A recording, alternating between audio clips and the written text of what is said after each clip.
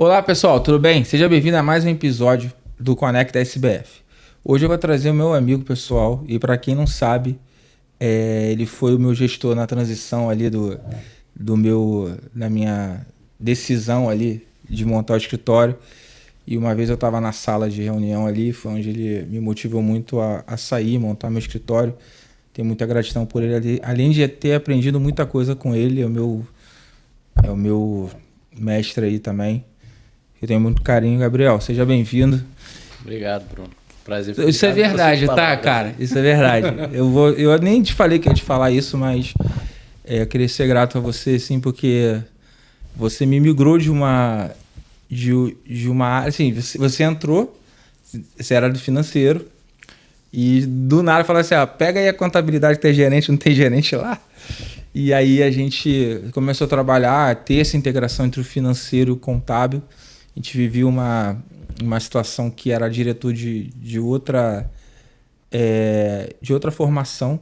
Então, contigo assim, cara, a gente tem uma reunião, vamos fazer desse jeito e tal, aí inclui a parte tributária. Aí eu comecei a aprender um pouco o planejamento com você de projeção e a gente incluindo a parte tributária, lembra? Que a gente fazia lá. E falou, não, eu preciso calcular aqui, aí tu fazia o valuation, aí foi onde eu uso muito isso hoje na projeção dos clientes. Legal. E acaba que é um diferencial, porque a forma da planilha, eu já tinha experiência com planilha e tal, mas você me aperfeiçoou muito. Legal. Queria ser muito grato a você mesmo e queria que você falasse um pouquinho da tua trajetória de financeira, assim, tá bom. Da sua profissão, o que você faz hoje, para a gente entrar um pouquinho no assunto. Bom, Bruno, obrigado aí pelo convite. Prazer estar aqui, obrigado pelas suas palavras, fico muito feliz por isso, obrigado aí pelo reconhecimento. Foi um prazer trabalhar contigo, te conhecer. Eu acho que não é essa questão de ser gestor ou não, é temporário, é muito mais uma equipe, né? Quando a gente forma uma equipe, um trabalha com o outro, um aprende com o outro. Eu fiquei muito feliz aí por ter participado do teu momento de decisão, de entender o que seria melhor para a tua vida, o que você estava querendo fazer. Então, obrigado pelas tuas palavras. Eu acho que é isso. Os amigos estão aí para poder trocar. Naquela época eram muito mais colegas de trabalho do que amigos e hoje a gente continua há sei lá quantos anos já juntos aí nessa caminhada, trocando. 6 anos já quase, né? Saí, né? Bastante tempo. E tu saiu um pouquinho antes, né? É isso. Então, acho que é isso. O mundo todo, né? As pessoas se conhecem e depois continuam uma história juntos. Então, obrigado pela palavra, pelas suas palavras e obrigado por me receber aqui hoje, pelo convite. Não, é um prazer cara, aí você foi o primeiro que eu convidei. Aconteceu 1 milhão de coisas aí na tua vida, na nossa vida, mas a gente conseguiu colocar a agenda. Tudo acontece no tempo correto, cara. Tá certo. Obrigado aí pelo convite. E você me chamou para uma... Não sei se tu se lembra. Eu cheguei para você, eu falei, cara, eu vou montar uma franquia de contabilidade. Não sei se tu lembra. As pessoas, a gente marca a vida das pessoas, a gente não sabe, né? Sim. E aí eu fui na reunião contigo, eu sempre fui transparente. Eu falei, cara, comprei a franquia aqui e tal, tinha que ir num treinamento lá.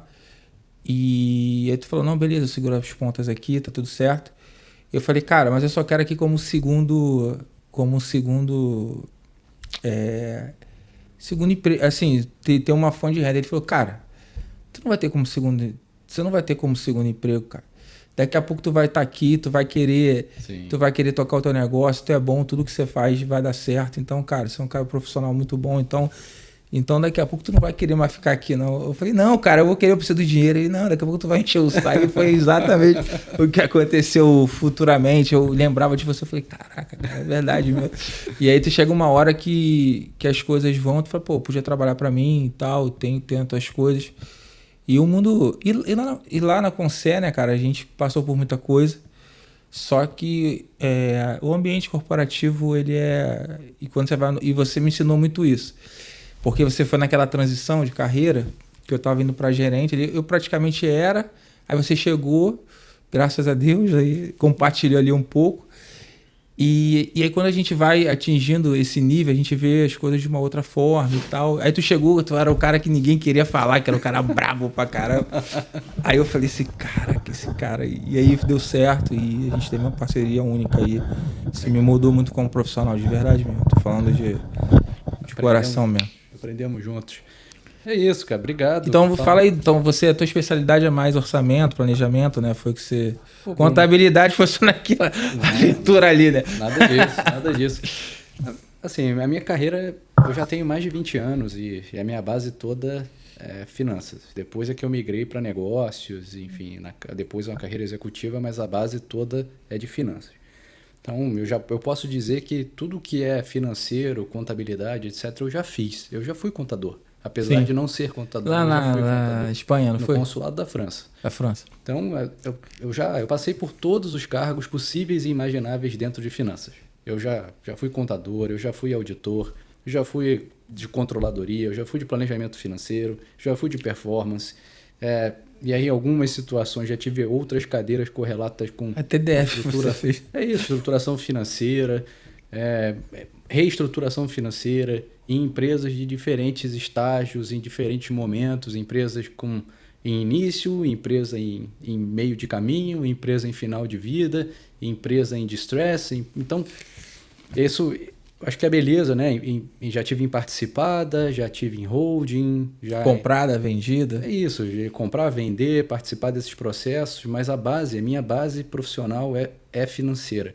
E essa base profissional financeira de ter feito, conhecer os processos, ser o cara que está lá fazendo o lançamento contábil, ser o cara que está fazendo conciliação muito, bancária, né? Ser o cara que está discutindo com o auditor, o cara que está construindo a DF, digitando a DF, o cara que está falando com o banco, o cara que está fazendo... Já tive uma caixa forte na minha sala, onde pegava o dinheiro físico e pagava para as pessoas. Então, participar disso tudo. Além disso, a minha formação, quando eu morei fora, o Brasil tinha um BR Gap que era diferente de FRS. Eu aprendi FRS fora do Brasil. E depois veio para cá em 2010 migrou. Eu também entrei. Eu participei de um primeiro grupo de discussão de implantação de FRIC 12 no Brasil. Então, ter vivido essa base toda desde o início dá um arcabouço de conhecimento teórico e técnico e também de vivência, né? Isso possibilita ter uma visão processual diferente de quem só fez alguma coisa dentro de finanças. Então, é isso que me permite e que me permitiu, em certo momento da vida, agregar outros conhecimentos. Então, essa base financeira mais sólida permitiu que depois eu agregasse um regulatório, permitiu que depois eu agregasse estruturação financeira, permitiu que depois eu desenvolvesse novos negócios do zero para participar de leilão, permitiu que depois eu fizesse M&A, processo de sell-side, processo de buy-side, e também uma base muito grande para falar com investidores, né? Essa linguagem financeira é muito importante. Quando você fala com o investidor, quando você fala com players de diversos setores, quem está querendo comprar, quem está querendo vender, quem está querendo investir, você precisa ter um linguajar que é específico. E esse linguajar, ele tem que agregar várias expertise, vários conhecimentos técnicos. Então, eu sou muito grato a finanças por isso, que me deu essa base racional, de experiência e técnica, que me permitiu depois agregar outros conhecimentos, mas no final das contas, quando você conversa seja dentro da empresa para acompanhar quanto que ela vale, seja para um fórum mais restrito de gestão, onde é importante que se entenda o que a empresa para onde ela está indo, qual a realidade dela, como ela funciona, é muito importante você ter esse fundamento para poder se comunicar de maneira mais clara, para poder entender o que faz sentido, para poder ter uma avaliação mais técnica e, ao mesmo tempo, conforto para ir agregando outras caixinhas. Mas aí, resumindo aqui, a minha carreira foi grande parte em finanças, muita coisa em infraestrutura. Então, eu passei na área de infraestrutura, né? Infraestrutura, passei por outros setores também, como mídia, etc. Mas o meu, acho que a base toda de construção da minha carreira foi dentro de infra. Infraestrutura, para quem não conhece, é a parte de licitação, de rodovia, a parte de obra às vezes também, né? São os ativos de infraestrutura brasileiros, né? Seja de logística, seja de transporte, rodovias, mobilidade urbana, ferrovias, portos, aeroportos. Sim. Então, essa parte de logística, seja em energia, né? Ativos de energia, geração hidráulica, solar, eólica, transmissão, distribuição, agora tem bateria, tem hidrogênio. Também como setores como mineração, já atuei em mineração, mas sempre na parte financeira, buy side, sell side, perere pão doce. E essa área é uma área regulatória, né? Porque a maioria regulada, onde você tem ali algumas obrigações, e é uma área assim que eu entrei ali na Concer antes também, enfim, foi indiretamente ali em outras áreas, E, cara, e é uma área que a gente de fora pensa uma coisa e a realidade de dentro é totalmente diferente. Por exemplo, quando a gente vê que o carro da polícia, quem paga é quem tá lá. Privado, né? É o privado, mas tira da tarifa. Aí a galera vai em cima da tarifa da concessionária pensando que a conta é simples e tem várias coisas ali que coloca. Então, abre muita mente de um outro lado. Então, porque a gente aqui tem tem cliente de operador de saúde que também tem esse lado que a galera vê de uma maneira, e quando você está ali nos fins regulatórios, você vê o quanto acontece ali. Por exemplo, lá tem ressarcimento SUS, que se você tem um plano de saúde, vai lá no sabia disso? Tu vai lá, não sabia, não. Se tu vai lá no público fazer qualquer coisa, o plano de saúde paga por você ter ido no público. E você paga o teu imposto para ir no público e você tem plano de saúde, então entuba no plano de saúde. Então, assim, e a gente tem que trazer isso para o outro lado. Hoje eu queria falar muito com você, a gente no último podcast falou com o Paulo, que também era um diretor financeiro de carreira, e a gente falou um pouquinho de controladoria, que também é uma área que é teu forte. Só que eu acho que eu queria trazer um tema aqui de valuation, de valor da empresa. Tá bom. Por quê? E você teve muita experiência com valuation. Sim, sim. E o valuation não é só ali você fazer o cálculo, é você passar o processo de valuation. Ou sendo comprado, ou sendo vendido. Eu já fui comprado, eu já fui vendido. Eu já fui reestruturado, que juntou 2 ou 3. É um ambiente que tu aprende muito. Eu acho assim que é um ambiente que você faz a sua carreira em 1 ano, que você faria em 5 numa situação normal.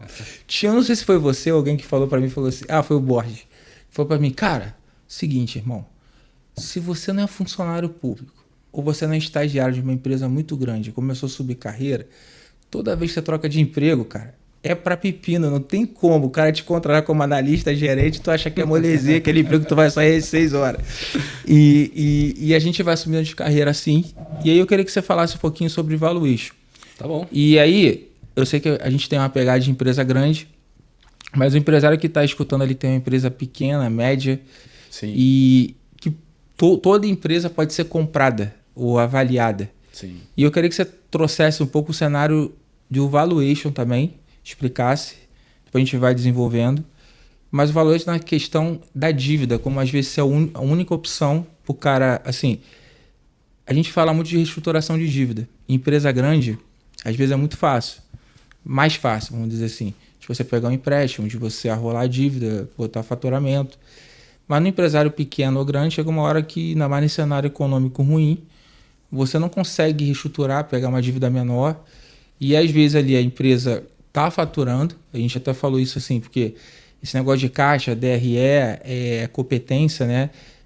O empresário pequeno acha que o caixa é rei, e a gente sabe que o caixa é uma decisão, e eu aprendi muito com você, todas as projeções são por quê? Por competência, e tu faz o reflexo do caixa, que é importante, mas a gente precisa ver se a empresa está gerando realmente resultado, né? Se ela está dando lucro. E dentro desse cenário de se dar lucro ou não dar lucro, às vezes a empresa está dando lucro, mas está sufocada de caixa. Por dívida, por isso tudo. Vamos lá, deixa eu interromper que você já botou bastante coisa numa pergunta então, só. Vamos lá. Valuation. Queria que você falasse de o que seria um valuation. Tá bom. E como é que é essa avaliação, esse tempo, essa maturação de valuation. Então vamos lá, acho que primeiro traduzindo aqui, né, o que é valuation, né? Valuation é avaliação de empresa, é quanto vale, quanto aquela empresa é precificada, mas é o que está sendo precificado? Você tem diversos valores. Você acha o valor da empresa e você acha o valor do equity, que é o valor do capital próprio de quem colocou o dinheiro para aquela empresa. E aí você avalia o quanto que vale aquilo, assim como você avalia qualquer bem, você acha um preço para você poder ou entender quanto que a empresa vale ou para poder transacionar aquela empresa, o ativo, etc. Tá? E o valuation tem diversos propósitos. Então, partindo do pressuposto aqui que valuation é você avaliar, é dar valor, é encontrar um valor de alguma coisa, e no caso a gente está falando de empresa ou de ativo, um ativo, uma empresa, uma participação, que no fim, enfim, é uma empresa, e um valuation tem diversos propósitos, né? Então, na hora de montar uma avaliação, acho que o primeiro ponto é por que eu quero avaliar. E o valuation também pode ser uma ferramenta de gestão. Então, eu posso simplesmente fazer um valuation para ter uma ideia de quanto a minha empresa vale, mas também posso ter uma ferramenta de valuation para conseguir acompanhar a evolução da minha empresa. Por quê? Porque existem diversos métodos de avaliação de empresas. Então, existem diversos, método econômico, fluxo de caixa descontado, múltiplos, então, faturamento. E a única coisa, isso eu vou ser um pouco piegas aqui, vou usar um clichê, né? Todo mundo se refere a alguém. E aí o papa da avaliação de empresas é o Damodaran. Né? É o mais reconhecido, dentre outros grandes, é um dos mais reconhecidos como... Aí ele é o papa da avaliação de empresas, o papa do valuation. Eu gosto sempre de me referir a ele porque ele diz... Para mim é muito marcante. Eu me lembro sempre que eu estou falando de ativos sendo transacionados, eu me lembro dele. Que é, a única certeza que você tem quando faz uma avaliação é que ela está errada. Né? O que você pode tentar adivinhar ali, né? Tentar adivinhar não, você pode tentar se basear em algum ponto para diminuir o quanto que aquilo pode estar errado. Tá? E aí por quê? Porque uma avaliação de empresas passa por premissas. Se você está avaliando qualquer coisa, você está passando por premissas. Premissas de crescimento. Você falou de economia. Então, poxa, qual é o cenário econômico que eu vou usar para avaliar a minha empresa? Eu vou usar um cenário econômico atual com uma projeção de longo prazo. A gente está num país que é extremamente volátil. Se você olha como a taxa de juros se comporta ao longo dos anos, é uma montanha-russa. Você tem ciclos de 3%, ciclos de 15%. Isso em subidas drásticas entre períodos que são curtos. Então, qual é o cenário econômico? Depois, como minha empresa fatura? Como que eu precifico o meu produto? Como eu precifico aquilo que eu vendo? Qual é o meu resultado? Quanto que eu vou ter de receita? Para eu ter essa receita, qual é a minha estrutura de custos para eu ter essa receita? Para eu ter essa estrutura de custos para essa empresa funcionar, o que eu preciso comprar? Quais são os ativos que eu preciso comprar? Ou seja, qual é o meu CAPEX? Quais são os investimentos em ativos fixos que eu preciso fazer? Além disso, como é que esse ativo ele vai se amortizar? Quando que eu preciso repor esse ativo? Porque eu estou olhando no tempo, eu não estou olhando só hoje. Né? Uma avaliação ela é ao longo do tempo. Então, qual o período que eu quero fazer uma projeção, sabendo que é muito difícil prever o futuro? Né? Eu estou me baseando em premissas ao longo do tempo. Então, o que eu tenho que fazer para entender como a minha empresa funciona, como aquele negócio funciona e como eu transformo como esse negócio funciona em premissas que me tragam uma projeção de demonstrações financeiras. E aí eu estou falando aqui de um resultado do exercício, uma DRE, como eu faço para ter um balanço patrimonial e como eu tenho o meu fluxo de caixa. Resultado pode ser indireto, direto, etc. Uhum. E aí, com base nessas projeções, você tem metodologias diferentes para avaliação da empresa. Né? Então, por que eu digo que o valuation também pode ser uma ferramenta de gestão? Isso eu queria massificar muito para o pequeno empresário. Porque quando você olha para o que é o universo do pequeno médio empresário, a mortalidade de empresas pequenas e médias é muito grande. Principalmente para aquelas que estão abertas há 2 anos. Tem uma mortalidade, um índice que eu não sei exatamente qual é, mas eu sei que é elevado, que empresas novas, se sobreviverem mais do que 2 anos inicialmente, tendem a sobreviver mais. Aí depois você tem uma mortalidade de 2 a 3, 4 anos. E depois as sobreviventes disso tendem a continuar. Então, para que serviria você fazer uma ferramenta de avaliação de empresa para um cara que está começando? Para ele saber o rumo dele. Porque você está olhando as premissas, você está tendo que projetar tudo. Você está tendo que entender tudo, como você falou, é um MBA. É um MBA por quê? Porque você está precisando entender tudo como funciona a tua empresa. Sim. Você precisa, isso que eu acabei de passar em premissas, você vai precisar entender, poxa, como é que eu precifico o meu produto? Se você não entende como precifica teu produto, como é que você vai avaliar a sua empresa? E isso o pequeno empresário, o médio empresário, ele está preocupado em apagar incêndio. Às vezes ele é o exército de um homem só. Ele está lá tocando o negócio dele. Ele precisa vender, ele precisa fazer o produto, ele precisa comercializar o produto, ele precisa comprar, ele é tudo. E aí acaba não sobrando tempo para pensar para frente. E aí, esse tipo de premissas, de olhar para frente, é o que ajuda ao profissional, ao dono de uma empresa pequena e média, para entender se ele está no caminho certo. Eu já trabalhei com alguns casos, né, e às vezes eu tenho um papel um tanto quanto consultivo também, onde o dono da empresa imaginava que ele estava ganhando muito dinheiro, porque ele estava com caixa, mas ele estava com uma obrigação de pagar e um prejuízo muito maior. E um prejuízo. E as pessoas não entendem que às vezes você tem caixa ou deficitário ou sobrando e a tua empresa e o lucro é diferente. Quem o lucro é diferente? O EBITDA ali, né? A geração de receita. A conta é muito simples. É muito simples não, pra gente, né? Se eu tenho 100 de lucro, 100 de faturamento, eu tenho uma margem de 30, eu tenho 30 de lucro. Se eu economizar 10, é como se eu tivesse colocado mais o quanto? 150 de faturamento, né? Para dar 10, né? Não, 130 mil. Eu teria que aumentar o meu faturamento para 130 para aumentar a margem na mesma proporção do que a redução do custo me daria em reduzir 10. Aí se tu pega 10 em cima de 100, então eu tenho que reduzir 10% do meu custo, eu aumento 10% da minha margem. Então muitas vezes é melhor você trabalhar na redução da margem para você melhorar o teu negócio, melhorando do custo, para você colocar. E às vezes você mandar o cliente que é deficitário embora, você reestruturar. E aí o empresário, você falou uma verdade, ele fica ali na loucura, pagando a conta de um mês para o outro. Ele não tem essa visão. Mas sabe o que acontece, Gabriel? Os profissionais como você, como outros, o empresário pequeno vê uma distância muito grande. Sim, sim. E não tem produtos sim. em que a gente consiga acessíveis. Sim. E o meu sonho, você sabe disso, é montar aquela controladoria por assinatura e tal, dar um preço acessível, porque o cara também pequeno e não precisa daqueles relatórios todos que a gente gera. Não, a graça não está no relatório, não sei o que eu quero dizer. Mas cabe, voltando um pouco aqui, né, do que é o valuation como ferramenta de gestão. O fato do empresário parar para pensar faz com que ele encontre muitas respostas. Sim. Isso, esse raciocínio que você trouxe aqui, que te ajudou, enfim, que você lembrou e entendeu como poderia funcionar, isso para o dono da empresa é muito importante. Porque se ele não para fazer um exercício de futuro, o exercício de futuro passa por entender o presente. Porque se você não tem a base, como é que você vai projetar o futuro? Você precisa entender como você está.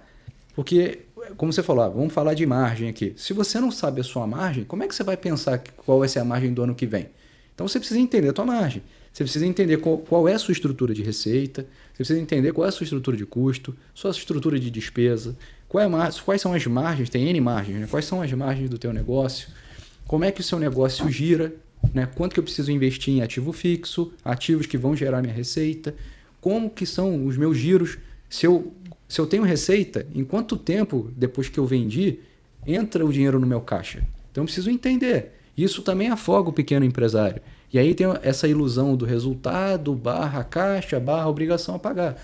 O que acontece muito também é o pequeno empresário, pequeno e médio empresário, o giro dele é ao contrário do que algumas grandes empresas com poder de barganha com fornecedores.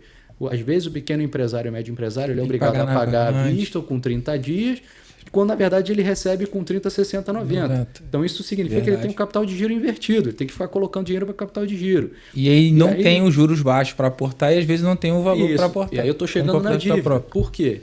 E o fato de não entender esses ciclos vai acontecendo da pessoa criar o bolo, que é o famoso bolo. Eu estou tocando pelo bolo, estou tocando como dar, eu vou lá e pego no banco um capital de giro. Aí começa a ideia da dívida, né? Porque a dívida ela é boa, mas é para a ideia de salvar o negócio. Claro, e eu não tô criticando. Quem sou eu? Não, eu sei, mas é um guerreiro, ainda mais no Brasil com a nossa carga tributária, que é uma das maiores do mundo, com a nossa dificuldade tributária, em apuração tributária. E como você falou, quando trabalhávamos juntos, às vezes eu já passei por isso em algumas experiências, aonde fazer um tributário, planejar, olhar para frente, conseguir estimar e juntar os dois, né? De maneira adequada, porque a gente tem tendência a simplificar algumas coisas. Como eu disse, a gente vai ter sempre uma estimativa e a única certeza que a gente tem é que essa estimativa está errada, porque senão a gente estaria acertando a loteria, certo? Fazer uma avaliação considera olhar para frente ou estimar algum múltiplo. Tem algumas metodologias mais simples.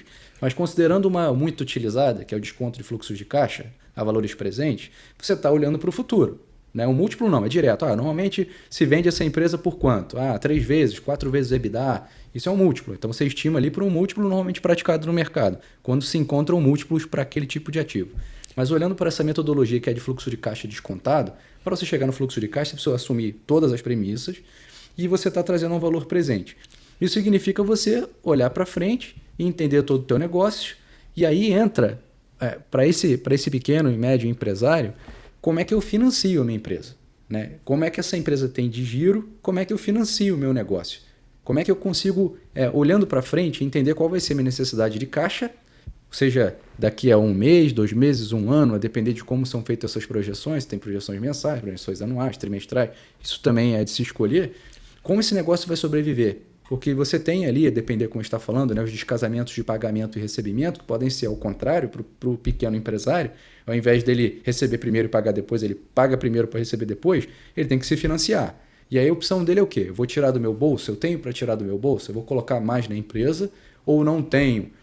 Só tenho o banco. Ou eu tenho a possibilidade desses 2 instrumentos. E aí a gente tem que... Pedala em imposto. Sem entrar nessa questão tributária, de poder, enfim, acho que esse é um outro...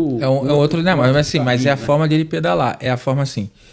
E uma coisa que a gente avalia no valuation é a dependência da receita em cima de alguns clientes. A variedade, assim, se você está com um cliente que é 90% da tua receita, 80%, às vezes não vale nada. Isso também é muito dependente do dono. Entendeu? E o valuation também tem tem um outro cenário que é sinergia, economia. Tem um cenário de que você quer comprar aquele cara porque faz sentido, porque, por exemplo, tecnologia é muito isso. O cara tem empresa pequena que desenvolve o aplicativo. Aí tem uma empresa grande que vai lá, pega esse aplicativo e fala, mano, eu não vou ter tempo de desenvolver. O cara pega isso aqui pronto e conecta o meu negócio. Porque ele já criou aquilo. Então tem várias situações. São vários objetivos do porquê você está fazendo uma avaliação. Mas aí que eu quero te perguntar, por exemplo. Tem vários objetivos. Se o cara vamos lá. E aí a diferença de grande para pequeno. O grande vai lá, tem capital ou para aportar, ou força para pegar um empréstimo menor, um fundo, e isso aí é um erro do governo que coloca, mas também tem o outro lado, enfim, do calote, tudo. Mas ele tem um poder de desligar muito mais fácil. Assim, tipo, não quero mais estar no negócio, a gente já viu várias vezes, desliga o negócio, manda todo mundo embora e assume o prejuízo. O pequeno empresário, às vezes, não tem essa opção, porque é o que depende da vida dele, é outras coisas. Sim. E aí ele chega num determinado momento que o caixa está sufocado por dívida, mas o negócio é bom. A gente vê vários negócios bons. Mas é por isso que quando você é obrigado a parar e pensar, essa sua afirmação é muito verdadeira. Por quê? Porque isso passa pela precificação. Eu queria voltar para esse ponto. Isso é muito mais, eu posso dizer, uma análise contábil / financeira do que, de fato, um valuation. Entendi. Quanto vale aquele negócio independente de qualquer coisa. Não, o que acontece muito é que as pessoas precificam os preços praticados para venda e eles são errados, equivocados. Por quê? Porque às vezes a pessoa não leva em consideração o tributo, às vezes as pessoas não levam em consideração quando junta, aumenta. As despesas, às vezes as pessoas não levam em consideração o imposto sobre o lucro, às vezes as pessoas não levam em consideração o custo financeiro na hora de precificar. Porque quando você junta, aumenta. Despesas, exato. Que você junta, você aumenta. Então, o que eu tive de experiência prática foi isso. Na hora de precificar, o empresário tem como base o custo. Só que a empresa não vive só do custo da mercadoria vendida. Ela tem uma série de outros itens que ela precisa ter na empresa para poder sobreviver. Sim, né? Então, se eu vou vender um telefone, vou vender essa taça. Se eu vou produzir essa taça aqui me custa 50, mas eu não estou considerando uma série de outros itens e eu vendo ela por 50, mas na verdade minha estrutura de custos é 60, a cada vez que eu produzo uma taça, eu estou destruindo o valor. Então, o fato do empresário parar para pensar e agregar toda essa estrutura de custos naquele produto, até para ele descobrir se de fato faz sentido o negócio dele. Porque eu já tive experiências também, e aí mais para empresas de serviço, onde no final do dia, o resultado dessa análise econômica da precificação, descobriu-se que a cada serviço que era prestado, o empresário tinha que colocar mais dinheiro. Ele não ganhava, ele perdia dinheiro por unidade. É hora de saber isso aí, né? Teoricamente, unidade produzida. Então, eu acho que para o pequeno empresário, médio empresário, essa precificação ela é fundamental. E o fato de você ter uma ferramenta que te obriga a parar e pensar para saber se a cada unidade que você vende, independente se você está produzindo um bombom, você está produzindo um brigadeiro, você está produzindo um sapato, um carro, um avião ou qualquer coisa que o valha, um software, qualquer coisa, Se você precificar errado, você está destruindo o valor. E aí você vai precisar sempre de financiamento, seja de capital próprio, seja de capital de terceiros, né? Então, a precificação ela é o coração de qualquer empresa. Então, partindo do pressuposto que você tem uma precificação adequada, existem fontes de financiamento. E essas fontes de financiamento, e aí para capital de terceiros, endividamento, tem uma série de instrumentos de dívida e para capital próprio, né? E aí capital próprio você também tem algumas opções para busca de capital próprio e uma mistura entre os dois, né? Você tem dívidas mezanino que podem depois se converter em equity, que é capital próprio. Então você tem aí um layer de opções. Conversível. Tem um layer. Mas indo para a realidade do pequeno e médio empresário, eu acho que esse exercício de planejar, e aí passa primeiro, né, pelo planejamento financeiro, que é o famoso FP&A, o orçamento. Aí o cara, porra, eu sou uma empresa pequena, eu faço aqui, vamos usar um brigadeiro. Cara, eu sou aqui, fabrico bolos e doces em casa, eu vou fazer um orçamento.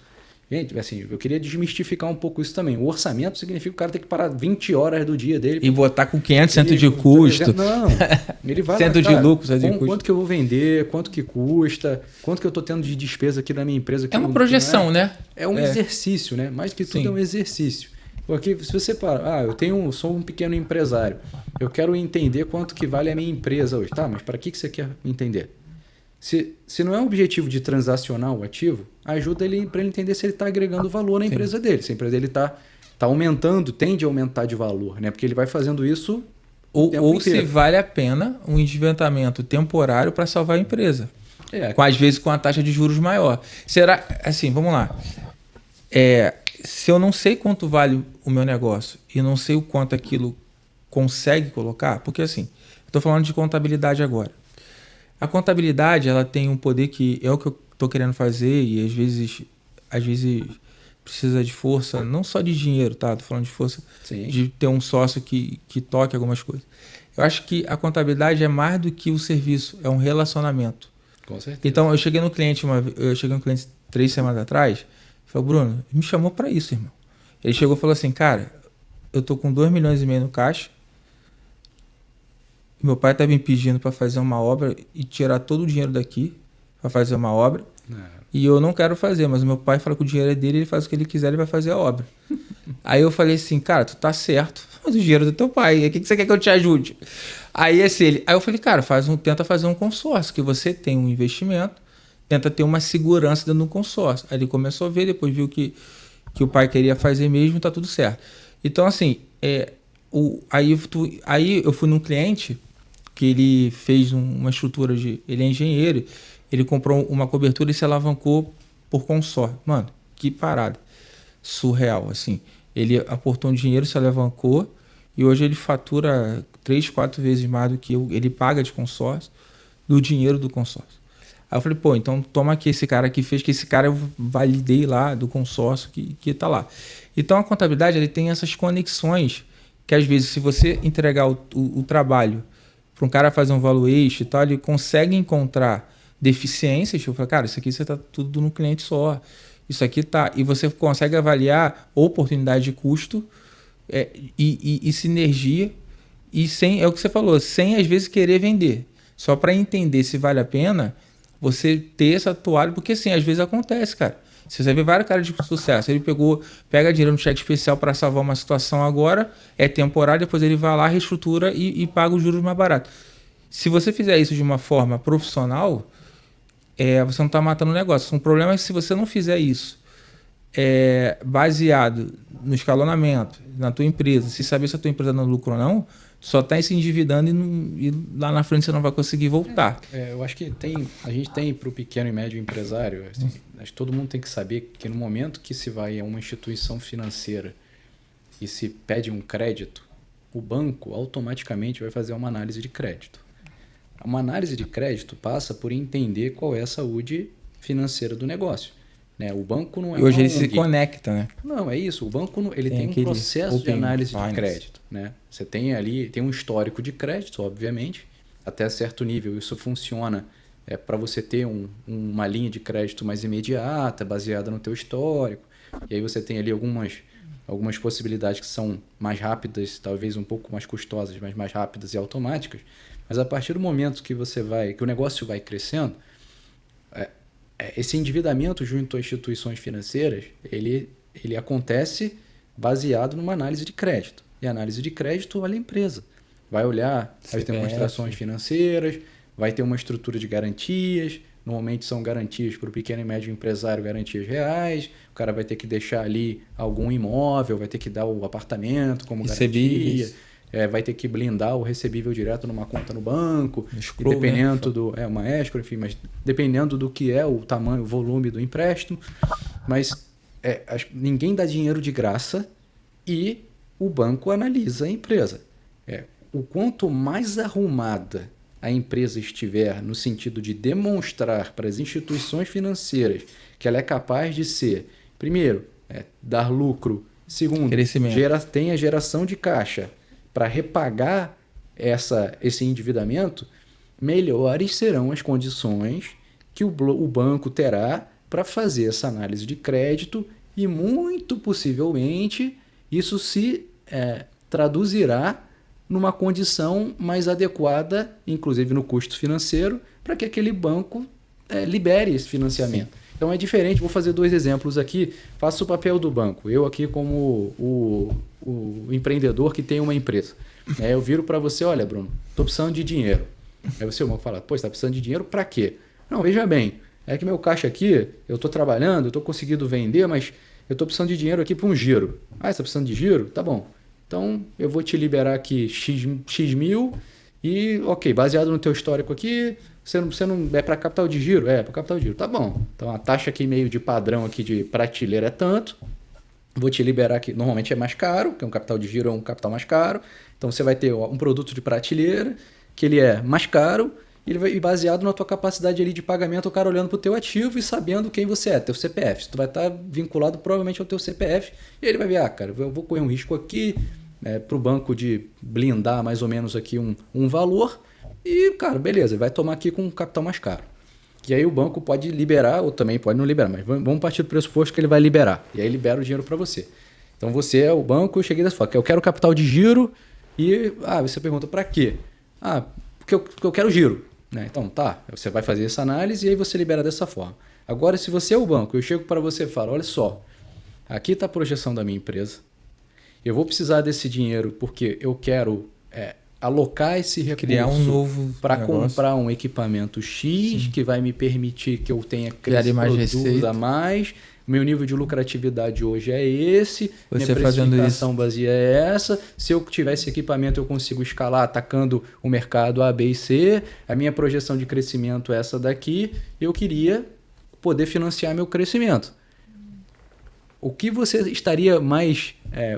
você no papel do banco, Sim. Né? Que nesses 2 cenários, qual o que parece mais estruturado para você fazer um processo O segundo. Então, isso vale para o pequeno. Se eu chego lá no banco pedindo dinheiro porque eu quero giro, um produto de prateleira provavelmente vai custar mais caro se você tiver a possibilidade de crédito. Se você esse mesmo empresário leva comprovações, tem um balancete, tem um contador, utiliza uma empresa como aqui a SBF, fazendo uma propaganda para você aqui, utiliza uma empresa, tem um contador que é parceiro, que tem as contas arrumadas, as demonstrações financeiras arrumadas, muito bonitinhas. Quando a empresa é muito pequena, talvez não vale a pena ter ainda uma auditoria, por ser uma empresa fechada, limitada, não vale ainda ter uma auditoria. Mas tem um contador há bastante tempo, assinando o balanço. Os balanços fazem sentido quando você olha o histórico, não tem um monte de ajuste feito, porque acontece muito com empresa pequena e média. Tem que reajustar. O cara quando pega ali, ele vai, ajustou de novo o PL, ajustou. Isso perde credibilidade. Então, se você tem um contador, te ajuda a ter as contas bem estruturadas, um balancete bem estruturado, você tem ferramentas para demonstrar a lucratividade, e aí o valuation acaba demonstrando isso de maneira muito coerente, porque você parte do passado, normalmente você tem que colocar o teu histórico e depois olhar para frente. Em alguns casos, tem casos que você só olha para frente, mas vamos olhar para o pequeno e médio. Você demonstra aqui que você tem um histórico, você está crescendo, sua conta está arrumada, você muito provavelmente vai ter acesso a capital. Né? E que é o capital mais correto, que é sobre a alavancagem. E também tem a questão que aí se abre, que é o valuation, que a gente está falando, valuation como organização, mas até para ele buscar investidor e o cara... aí é uma decisão pessoal. Ou eu vendo parte do meu equity e não pego no banco e abro mão um pouquinho do negócio, ou eu pego de terceiro. Então, quando você faz isso, você toma essa decisão de uma forma aonde você não vai sair no desespero, assim, de, cara, beleza, por quê? Porque às vezes no desespero vai chegar uma situação em que tu vai fazer uma situação para se livrar tecnicamente da dívida, e a gente passou por uma empresa que tinha uma dificuldade de caixa, mas ela tinha um EBITDA fantástico, né, assim, de geração, que não suportava a dívida. Então, assim, só que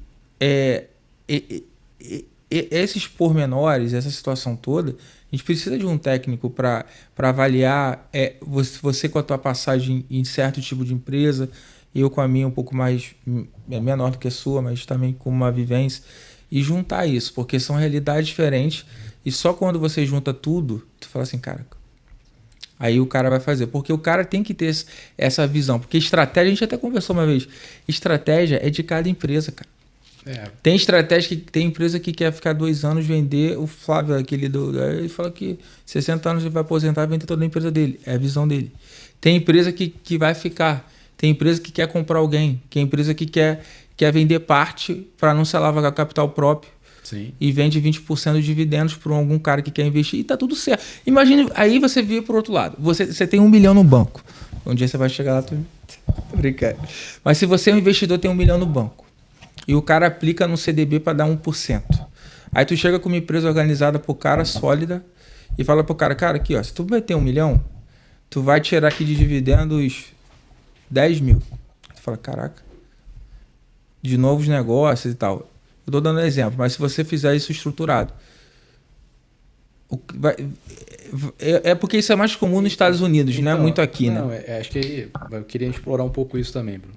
É justamente esse tipo de raciocínio que o conhecimento em fazer avaliação de empresa, em entender essa parte financeira, agrega muito, né? A gente está falando aqui de custo de oportunidade, o quanto que vale o dinheiro no tempo, quais são as possibilidades de investimentos alternativos, né? Ou eu deixo numa renda fixa, ou boto meu capital a risco. Isso tudo passa por esse conhecimento financeiro, né? Então, seja essas oportunidades, aí eu vejo um grande déficit na população brasileira de base, né? Eu entendo que a matemática financeira ela deveria ser ensinada na escola. Por quê? Porque se você olhar para o mercado, olha para a Bolsa Brasileira, né? Você tem algumas empresas que são de capital real, do capital, né? Mercado real, economia real. Se você olha lá na nossa Bolsa, você tem lá Petrobras, Vale e um monte de banco, né? Você tem o Itaú, Bradesco, Santander, abertos na Bolsa lá. Todo mundo pode ir lá acessar a informação desses bancos e entender quanto que eles têm de lucratividade, né? Eu tô atacando os bancos de maneira nenhuma. Eu tô achando ótimo, né? Eu sou pró-mercado, não sou contra-mercado. Mas, olhando para isso, o país ele tem, né, essa roupagem de taxa de juros muito elevada. Então, para o cidadão e o pequeno empresário, o médio empresário, essas noções financeiras são vitais, tanto para a pessoa física quanto para a pessoa jurídica. Porque todo mundo, em algum momento da vida, vai passar por uma decisão de tomar dívida ou não tomar. Tá? E aqui eu tenho uma diferença muito grande na minha pessoa física e na minha pessoa jurídica. Eu tenho perfis que são, posso dizer que às vezes semelhantes e às vezes diferentes. Tá? Mas quando você olha para o brasileiro comum, e aí você olha para a quantidade de instituições financeiras de crédito, menos bancos e mais instituição financeira de crédito, principalmente aquelas para crédito para negativado, crédito para pessoas que não têm ali uma bancarização, e você olha a taxa de juros que é praticada para essas pessoas, são taxas de juros elevadas. De novo, eu não estou entrando no mérito se está certo ou não está certo. Isso aí, bom, de novo, sou pró-mercado, cada um, né, essa dinâmica se autorregula. Mas olhando para isso, para essa realidade, que instituições financeiras precisam gerar lucro, a gente tem um ambiente com alto nível de default das pessoas físicas e um desconhecimento financeiro muito grande, as decisões de capital dessa massa, eu estou falando desde a pessoa física até empresários médios, essas decisões às vezes não são tomadas da maneira mais racional. porque falta esse conhecimento financeiro. Então, num cenário, eu vou botar 1 milhão para tirar 10 mil. Não consigo avaliar, eu preciso parar, eu preciso entender qual é a alternativa que eu tenho para esse 1 milhão na renda fixa. Sim, foi um exemplo. Claro, eu também estou usando mesmo. Então, assim, dependendo, esse tipo de situação passa para que esse empresário, para que essa pessoa tenha um arcabouço teórico de conhecimento, mínimo e prático teórico, não estou dizendo só o cara tem que fazer o MBA e nada, mas um conhecimento básico ali de matemática financeira que permita a pessoa entender o que ela está fazendo. Eu acho que o brasileiro normal, comum, se preocupa mais para o pagamento do que é a parcela do mês, mas ele não sabe. Se você pergunta para ele, quanto você está pagando de juros ao mês? O cara não sabe. Quanto você está pagando de juros ao ano? O cara não sabe. Se você vira para essa mesma pessoa e pergunta para ela, quanto você tá, se você deixar o teu dinheiro parado na conta, quanto você recebe de um banco? Também não sabe. E são essas as pessoas que são empresários, são empreendedores. E aí, quando chegam na hora de ter uma empresa e que precisam ter esse raciocínio, às vezes não tem. E acham que isso é ciência de foguete, que a gente chama, né? Rocket science, quando na verdade não é. Então a gente tem que desmistificar. Quando a gente fala, você precisa fazer um valuation. Primeiro que o nome já vem em inglês, que traduz uma... E aí, Gabriel, sabe o que é valuation? Entendeu? A coisa vai ganhando, é igual a história, né? Eu tenho que falar muito jargão em inglês para poder também cobrar caro, né? Porque isso é uma situação que vem de empresas maiores e ainda tem essa questão cultural. Não necessariamente. Não, então, mas assim... Ela é utilizada em empresas... O que eu acho como um déficit, a gente já conversou com... Não sei se você lembra, a gente já conversou. Existe um empresário ali que vai faturar 10, 15 mil, que é PJ e tal, que, cara, esse papo não é tecnicamente para ele, que ele é uma outra situação. Deveria, cara. Não, assim, mas um PJ. O PJ não tem muito o que fazer. Tudo bem, se é uma pessoa, se é uma pessoa que está contratada no regime de mas PJ, ali, 10, 15, 20. Tudo bem. Não... Mas assim, ok. Mas tem uma grande população que é muito carente, que tem um faturamento de 30, 40, 50 mil por mês. Sim. Que às vezes dá 1 milhão por ano. 1 milhão não é brincadeira, o cara que gera 1 milhão por ano. Sim, sim. Entendeu? Claro. E paga funcionário, tem 5, 7 funcionários. Exatamente. E não consegue implementar isso por questão de custo, ou por falta de conhecimento, ou por prioridade mesmo. Eu acho que tem um grande fator, Bruno, que é o desconhecimento mesmo. Porque... Primeiro, acho que é o desconhecimento de que isso existe, ponto número 1. E por isso que eu estou fazendo esses conteúdos. Não, eu estou falando sério, para mim... É um grande serviço para o público. Isso para mim é um grande legado que eu quero deixar, cara. Legal, porque assim, eu acho que a gente tem que ter esse compromisso de levar o que tem profissional, assim, de decisões de gestão, porque a gente também entra como estagiário, não sabe nada, vai tomando porrada na empresa grande. E a gente só aprende... Eu só aprendi porque eu estive um dia em cenário de empresa grande. Que também se eu estivesse num cenário de empresa média, eu não ia ter esse conhecimento. E você talvez também não. Não, então, Por mais que você fizesse MBA, estudasse, você não ia ter na prática. Sim. E aí a gente que tá lá, por isso que eu te falo, cara, tu tem que vir comigo para você estar me devendo 6 anos essa parceria. Mas a gente tem a obrigação também, cara. Obrigação não, assim. Mas eu acho que a gente tem um legado, um desafio e deixar isso para botar isso para os clientes que, como você falou, que não sabe que existe. É isso aí. Passa exatamente fazer esse exercício. Eu acho que tem uma carência, eu concordo com você que existe uma carência de entendimento. E aqui eu também queria complementar. Nem todo escritório de contabilidade tem pessoas como você que tendem a oferecer esse tipo de serviço, ou pelo menos que tenham a correlação ou que façam essa correlação para oferecer isso para os clientes. Por quê? O Brasil acaba tendo em algumas profissões reservas de mercado. E eu aqui também não estou criticando nem nada, estou só atestando a realidade. Seja para a contabilidade, é uma reserva de mercado. Eu já trabalhei em outros países onde não existe essa separação. Não existe uma carreira de contabilidade e uma carreira financeira. Existe finanças. E finanças passa por tudo. E não necessariamente você precisa ter... Aí lá tudo junto? Onde eu fiz, pelo menos na Espanha, onde eu fiz um curso acadêmico lá, eu não vi essa separação. Tanto é que eu, como formado em administração, consegui trabalhar como auditor. Até onde eu sei, posso estar errado, pode ter mudado, até onde eu sei aqui no Brasil, para que você possa ser um auditor, você precisa... a partir do momento que você passa a assinar ou ser responsável por uma equipe, etc., você precisa ser contador. Então, isso é uma reserva de mercado. E aí eu acho que mora um grande ponto, talvez, de evolução dentro dessa carreira de contador.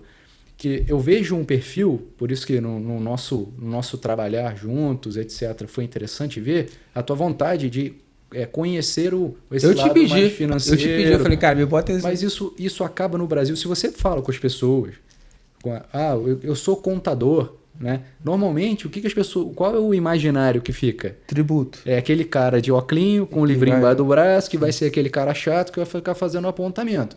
Eu acho que isso... temos aí uma oportunidade de evolução para uma carreira contábil / financeira, né? Então, essa distribuição que é contabilidade, finanças, administração, eu acho que aqui para os escritórios aqui de contabilidade, aqui no caso da SBF, que você já tem esse conhecimento e porventura fomenta isso para os teus clientes, esse é um trabalho que poderia ser fomentado no país como um todo, por todos os escritórios, né? Você virar para o teu cliente, como você está falando, que tem lá seu faturamento de 30, 40, 50, o cara alcança lá 500 mil, 1 milhão, 1,5 milhão, 2, 3, etc.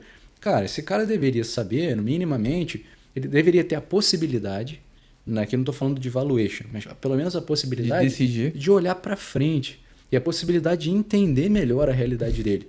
Porque eu repito aqui, para o pequeno e médio empresário, o fato de fazer o exercício de olhar para frente significa entender como ele funciona hoje. E isso é o que tem mais valor. Como eu funciono hoje? Se eu não sei como eu funciono hoje, sim, como é que eu vou olhar para frente? Né? Como é que eu vou saber como eu vou faturar daqui a um ano, no ano seguinte? Como é que eu vou ter premissa de crescimento se eu não entendo como eu funciono hoje? E aí esse olhar misto de um contador que entenda que isso exista e que ofereça isso, não necessariamente ele fazer, como você estava dizendo, ou que tenha... existem prestadores de serviço que não são grandes boutiques, que não são grandes escritórios, ou que não são firmas Big Four, nem nada disso, que têm um valor mais acessível e que conseguem fazer esse tipo de serviço. Eu conheço algumas, né? E entendo que você também está se estruturando para conseguir oferecer isso. Isso tem muito valor.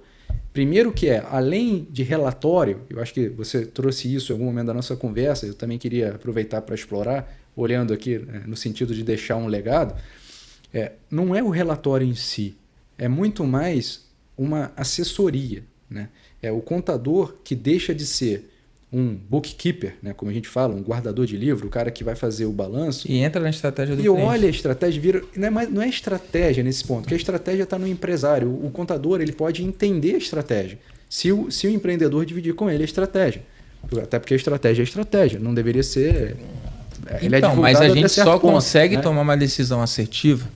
Tudo bem, se houver esse compartilhamento. Senão a gente vai errar, junto com o cara. Mas eu digo assim, naquilo que está sendo feito, a partir do momento que existe um histórico, que existe um registro, que você consegue olhar para a realidade, você consegue olhar para o balanço da companhia e entender como ela está. A saúde financeira de uma empresa, você consegue olhar para um balanço que tem ali, um balanço é uma foto, né? Uma demonstração financeira completa é uma foto. Por mais que não tenha relatório de auditoria, nota explicativa, etc. Mas você consegue olhar um balancete e entender como a empresa está. Você consegue olhar para a estrutura de capital da empresa, qual é o capital social dela, quanto que ela tem de... Se ela tem insolvência. Quanto que você tem a demonstração de resultado para entender faturamento. Você tem uma série de índices, um monte de índices. Só que isso eu também vejo, tem um monte de índice. Aí você tem lá um monte de fórmula, né? Você entra na internet, no Google lá e bota índice, vai ter todos os índices lá. O que presta para o cara? O que ele consegue olhar desses índices? Aquilo está contando alguma coisa para ele? É uma boa parada assim, para a gente só organizar o fato. E isso é uma boa colocada. O financeiro, o financeiro ali, o teu financeiro do dia a dia, ele trata o dia a dia. A contabilidade é uma foto do passado e o planejamento é a foto do futuro. Tá? O planejamento financeiro. Então, o balanço, por si só, ele te dá uma foto daquele momento da empresa.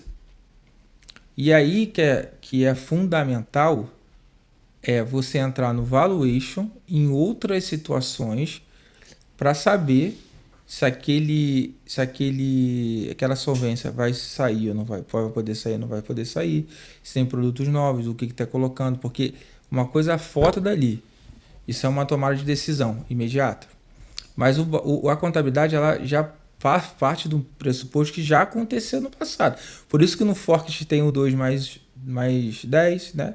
O 3 mais 9, porque você vai pegando o orçamento, vai reprojetando e você vai contando a história. Aí eu queria só dar um adendo. Se eu falei errado. Só dar um adendo. É porque eu acho que isso é menos o valuation e muito mais o que a gente chama de planejamento financeiro. Isso, mas eu também queria entrar um pouco nisso.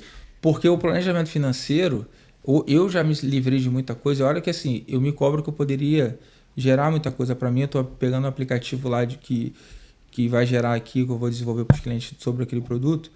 Mas eu peguei muita situação que eu me livrei um pouco, que o projeto 12 bem, eu falei, cara, não é para contratar isso aqui agora não, vamos redimensionar. É o exercício de olhar para frente, cara. É isso. E de uma forma simples. Pegar a planilha, projetar lá, calcular o imposto médio eu queria colocar. Queria até desmistificar um pouco isso, não precisa nem ser uma planilha, cara. Para um empresário pequeno, ele pode fazer isso num papel, cara. Sabe, eu queria Claro que é melhor. Mas sim, ele pode fazer de uma forma rudimentar, de uma maneira simples. O fato de parar para pensar já agrega alguma coisa. É isso que eu estou querendo chamar a atenção. Sim. Porque o planejamento financeiro, se você for no âmago do que você pode fazer um planejamento financeiro no papel de pão, cara. Não interessa. Sim. Mas o que você está fazendo é parar e pensar. Cara, como é que vai ser minha receita no futuro? Primeiro, como é que vai ser a macroeconomia no futuro? Não quer algo mais rebuscado. Como vai ser a macroeconomia no futuro? O juro vai subir. Né? Não, isso é planejamento. Você está olhando para frente. O valuation, cara, é uma ferramenta de avaliação. É isso que eu queria deixar mais claro aqui. Que não é somente para vender, né? Não, é isso. Mas o objetivo o valuation em si, por isso é valuation. Você está avaliando, você está precificando, você está trazendo quanto aquilo vale. Tá? E isso é diferente da projeção de demonstração financeira. O valuation usa a projeção de demonstrações financeiras. E dependendo do método, existem métodos de avaliação diferentes. Vamos partir do pressuposto aqui do método de avaliação por desconto de fluxos de caixa, que você vai fazer uma projeção de demonstrações financeiras e você vai pegar o seu fluxo de caixa ao longo do tempo e descontar por uma taxa para saber, a dias de hoje, quanto vale a sua empresa. Isso é valuation. O que a gente está falando agora é planejamento financeiro. Então, como eu olho para frente? Como é que eu faço? Porque para chegar no valuation eu tive que olhar para frente. Eu tive que fazer uma projeção de demonstrações financeiras. Isso passa por premissas.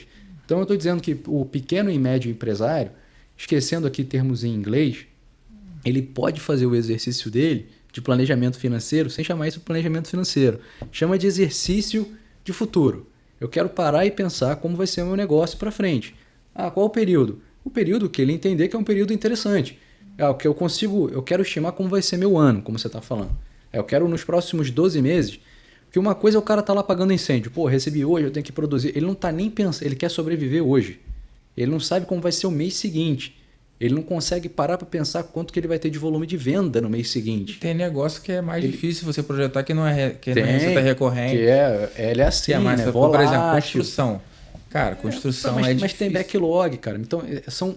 Sim. Tudo, se você... Tudo dá para projetar. Exato. É isso. Por premissas, que é o que você trouxe no início. E premissas é uma coisa que você tem que estar bem alinhado com a realidade, né? Você colocar uma realidade fora... É isso, até porque você falou, poxa, eu olhei para frente aqui na minha empresa e tomei uma decisão de que eu não recrutaria mais um funcionário nesse momento, ou que eu precisaria reduzir um pouco o meu custo.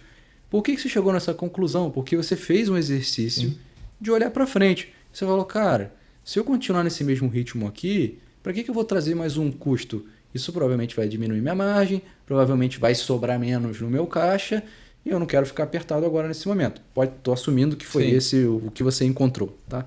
E aí o que eu digo, para que serve esse planejamento financeiro? Vamos tirar o financeiro de novo. Para que serve olhar para frente? Para que serve ter planejamento?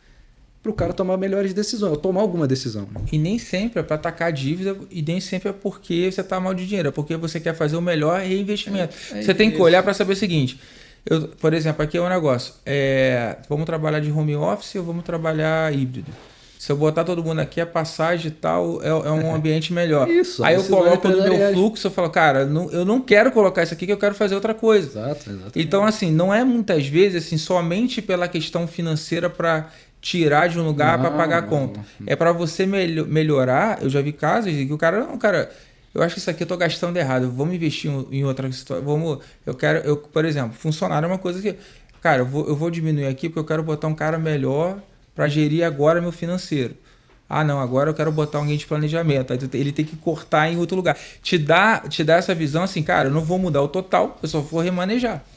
E ele te dá essa visão, entendeu? Se você não tiver essa visão, você não consegue atingir um equilíbrio, e aí você fica tomando decisão em cima do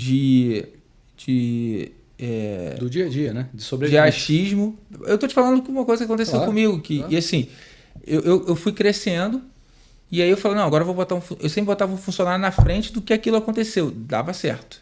Só que isso tem um sangramento financeiro. Claro. Porque o meu fluxo é o seguinte, nenhum cliente entra de uma hora para outra. Sim, você está financiando o crescimento. Aí assim, nenhum cliente entra de uma hora para outra. Geralmente o cara conversa comigo esse mês, aí mês que vem é uma transição, daqui a 3 meses você vê a receita. Então assim, hoje eu aprendi e falei assim, não, cara, então eu vou esperar um pouquinho, eu vou apertar, e antes você era mais astuto na situação porque você estava em crescimento. E aí você tem que tomar cenário econômico, situação toda, aí são várias coisas. E aí o profissional que consiga colocar, e aí o podcast não era muito para pegar essa visão, não, tá? Que aí foi um aprendizado. Mas você tem razão.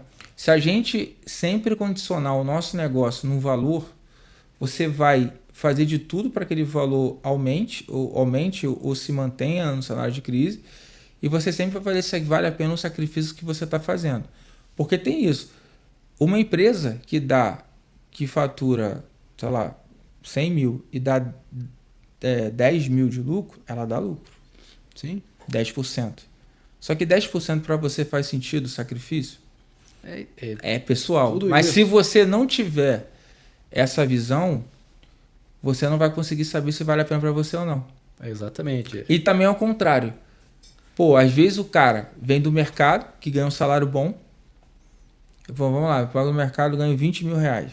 E ele acha que abre uma empresa com 6 meses, ele tem que tirar os 20 mil reais dele. Esse é um cenário muito duro, né? E aí fala assim, não, cara, a empresa não tem que te remunerar ainda 20. Então tem que entender que tem um cenário em que o teu investimento, às vezes, não é financeiro, é de esforço, de trabalho, e aquilo também vale dinheiro. Tecnicamente, o intelectual. Não, vale mesmo. Vale mesmo. Você, a gente já conversou pessoalmente, e você sempre foi um gargalo para você em relação a essa tomada de decisão. Caraca, e você sempre foi responsável, não, cara, eu não consigo fazer agora, vamos botar o projeto para frente, vamos botar... E aí a gente está colocando. Por quê? Eu tenho uma visão, não sei se eu estou certo ou errado, porque eu também eu não aplico muito no mercado financeiro. Eu tenho a visão que o melhor investimento sempre é você ter uma empresa. Assim, de alavancar o seu dinheiro. Porque, por exemplo, você compra uma franquia, você compra alguma coisa, mas claro, com responsabilidade, com tudo que a gente está falando. Na meu ver, eu acho que dá mais dinheiro do que aplicação em qualquer cenário. Vamos lá. Não, aí eu não sei se estou errado, você pode me corrigir. Agora, é muito mais arriscado. Aí entra naquele negócio lá. Mas eu sempre vejo que se o cara tiver segurança nos números, também um ambiente onde os empresários fossem mais responsáveis, porque também tem isso, tem o cara que não é responsável, tem o negócio. A gente está num ambiente que o nosso país não no nosso país, não estou falando de política não, mas os Estados Unidos está muito mais avançado em situações de fomento, de mentalidade, de o cara querer ser empresário mesmo, de colocar o dinheiro e ser mais blindado em relação a isso. Só que, cara, eu acho que se você pega um capital de uma rescisão, 100 mil reais, tu aplica, vai dar o quê? 1%, 1,5%, se tu acha bem? Se dependendo do banco, né? Depende do banco e do produto. Mas qualquer investimento que você compra pode te dar muito mais de lucro. Vamos lá, Bruno. Acho que tem muita coisa para explorar aqui na tua colocação. Senão a gente vai passar muito... O papo é interessante, né? Então a gente vai fazendo diversas correlações. Primeiro que capital a giro, cara. Capital a risco O nome já diz, é capital a risco, né? Essa é uma opção individual e quando você olha, você tem N opções de investimentos. Aqui você vai desde aquilo que se estabelece como zero risco ou risk-free, que não existe. O zero risco é você ficar com o teu dinheiro e ele vai perdendo o dinheiro no tempo. Né? Porque o risco é você guardar o teu dinheiro lá embaixo do colchão e mesmo assim você tem risco de ser assaltado. Alguém entrar lá e pegar teu dinheiro. Então eu estou indo num extremo que não existe, só para deixar bem claro. Tá?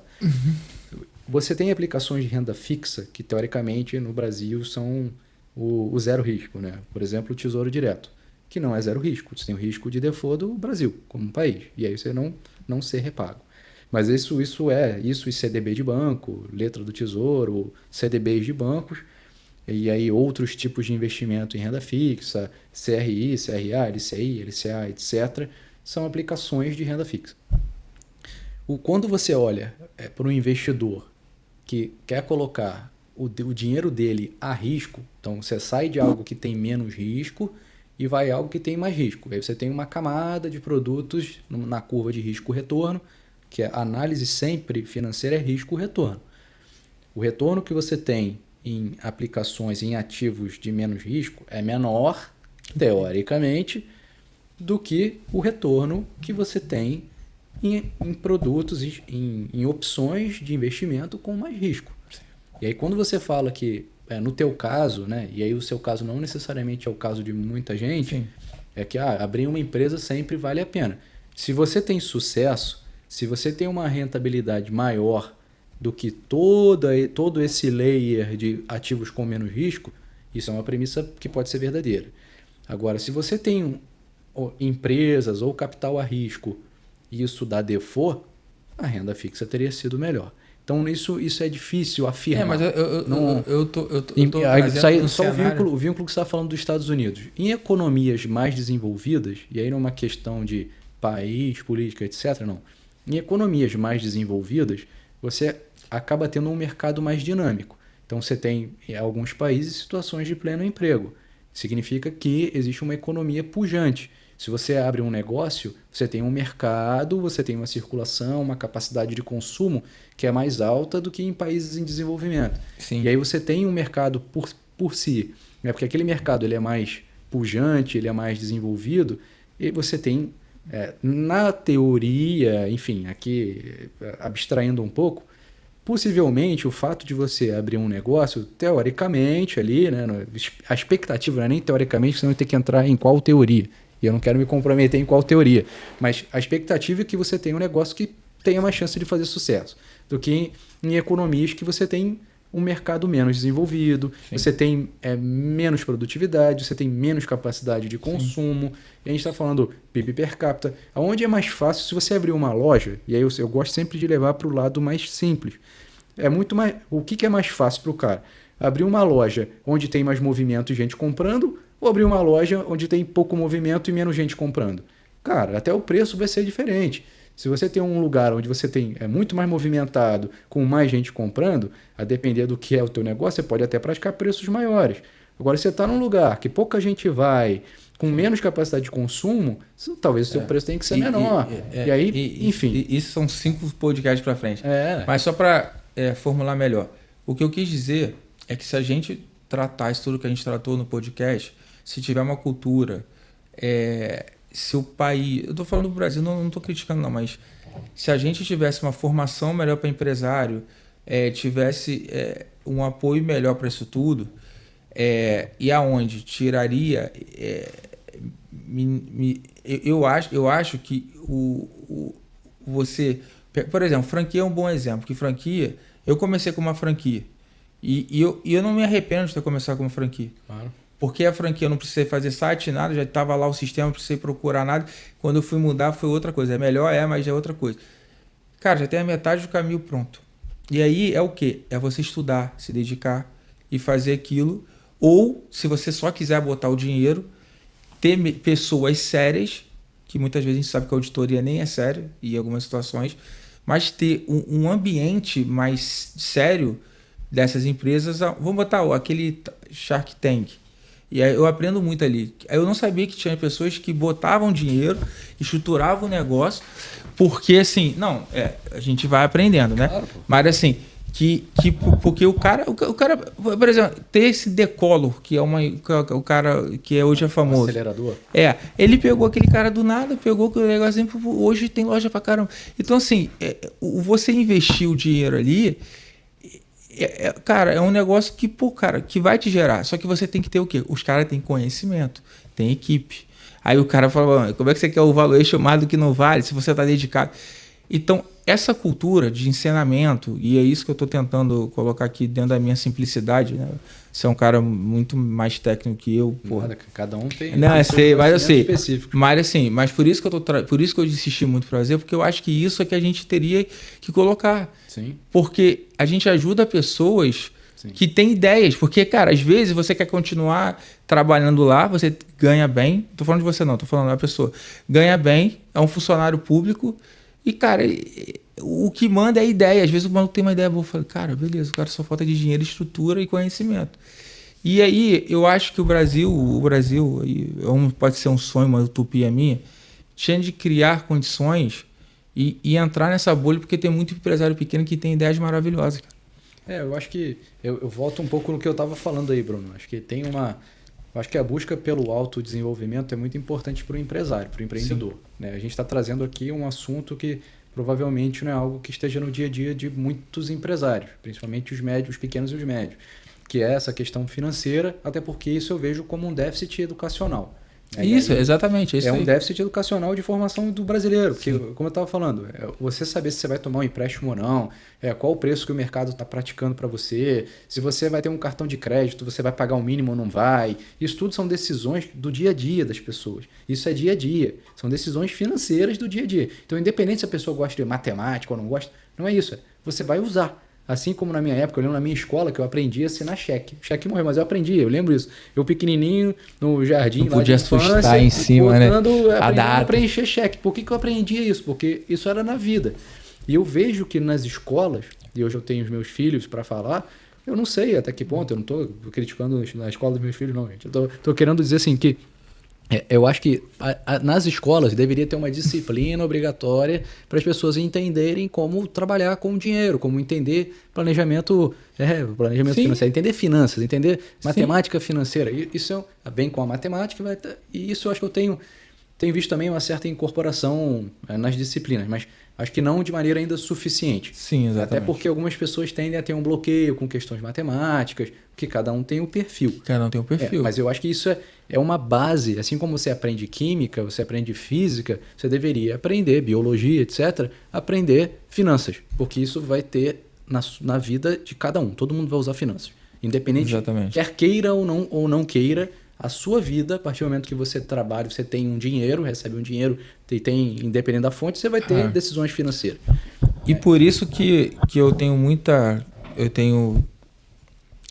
fé, sei lá, eu tenho uma percepção que a contabilidade é mais do que a contabilidade, porque eu consigo ver vários nichos, vários segmentos, e talvez o contador ele pode ajudar nesse caminho de conectar pessoas também, assim, porque eu tenho na minha carteira o cara que é médico, que é operador de saúde e tal. Sim. Você tem como conectar não somente o negócio do cara, conectar experiências. Então, assim, se eu trabalhei em 10 empresas na minha vida, e empresa grande, eu acho que a gente trabalha, eu tenho essa teoria, cada chefe é uma empresa diferente. E o cara pede de um jeito, sei lá o quê, o relatório é diferente. Então, se você trabalha ali 15, 20 modelos diferentes na tua companhia, eu tenho 120 clientes, então são 120 pessoas diferentes que pensam diferente e que eu tenho que usar isso como uma comunidade para, teoricamente, tentar enxergar o melhor e colocar e envolver. Porque eu tenho um cliente, cara, e você vê como é que são as coisas. Eu tenho clientes que são igual, um me indicou o outro, aí eles brigaram, eles meio que andam junto ali no mesmo prédio, no mesmo lugar, e uma loucura. E, cara, um quer fazer uma questão de um jeito, ir por um jeito, e o outro quer ir pelo outro. Sim, são estratégias diferentes, né? Normal. O mesmo negócio. E tá tudo certo. Isso. Só que assim, mas eu tenho que... Eu como contador, eu falo, caraca, esse maluco tá certo desse lado. Só que ele vai tomar ferro aqui, não. E esse aqui tá certo por ser assim. Somente quem está ali em finanças, na contabilidade, no setor de gestão de financeira, ele consegue ter essa visão. E a gente precisa... Cara, ó, o teu vizinho ali tá entendendo? Então, assim, eu acho que isso conecta muito... Porque, por exemplo, quando você faz um valuation... Cara, uma vez eu aprendi muito com você ali e tal, eu nem fiz um direto com você, mas... Cara, aquela planilha de premissa é uma parada de maluco, cara. Você vê o faturamento que no ano tal vai cair, isso, aquela o quê, se o percentual de clientes, aquilo faz sentido, se aquele custo que tá ali, aquele pessoal, você vê RH... Cara, você tem se aquela depreciação, quanto tempo termina, quanto tempo você tem que voltar e comprar de novo imobilizado, quanto tempo você paga o passivo, aí você me pergunta, Bruno, faz aí o parcelamento, saber quanto tempo demora, qual os juros, aí tu tem que jogar os juros, tem que ver, aí tem que atualizar. Cara, é uma loucura de informação em que, cara, não é simples, mas você só consegue tendo essa bagagem. E até no que tá certo na tua mão, é o que eu digo, esse planejamento financeiro, e aí depois com o final da roupagem da avaliação, permite ao empresário entender o negócio dele, ter, inclusive para fazer correção de rota. Eu acho que isso é muito importante, porque a partir, como eu falei, a única certeza que a gente tem é que essas premissas são premissas e que ninguém aqui tem a capacidade de prever o futuro. Então, aquela foto, quando você faz um valuation hoje, a única certeza que você tem é que está errado, né? E aí você tem o quanto mais complexo, isso também estou voltando aqui um pouco para falar de Damodaran de novo, quanto mais premissas e mais complexa for a sua avaliação, você está trazendo um maior nível de incerteza para aquela previsão de futuro, para aquele olhar para frente. Então você está trazendo maior complexidade com uma possibilidade de que aquilo esteja mais errado, né? Então, quanto mais simples, a depender do objetivo, e também não quero aqui dizer que o complexo está errado e o simples está certo, mas a depender do objetivo que se tenha, às vezes o simples pode funcionar melhor do que o complexo. Com certeza. Né? Independendo do tamanho da empresa, dependendo das decisões que se querem tomar, isso tudo tem que ser posto. Mas para o pequeno empresário médio, começar com uma ferramenta de gestão mais simplificada e depois ir sofisticando conforme o crescimento da empresa, faz muito sentido. Então, o cara começar a olhar para frente, pensar para frente, de novo, o exercício de olhar para frente é muito valioso, porque ele vai passar por um autoconhecimento. E esse autoconhecimento é muito poderoso. Então, se o cara faz hoje, essa brincadeira de exercitar o futuro é um exercício contínuo, porque não adianta você fazer uma vez... minha empresa vai valer um tantão, porque eu achei que o futuro vai ser assim.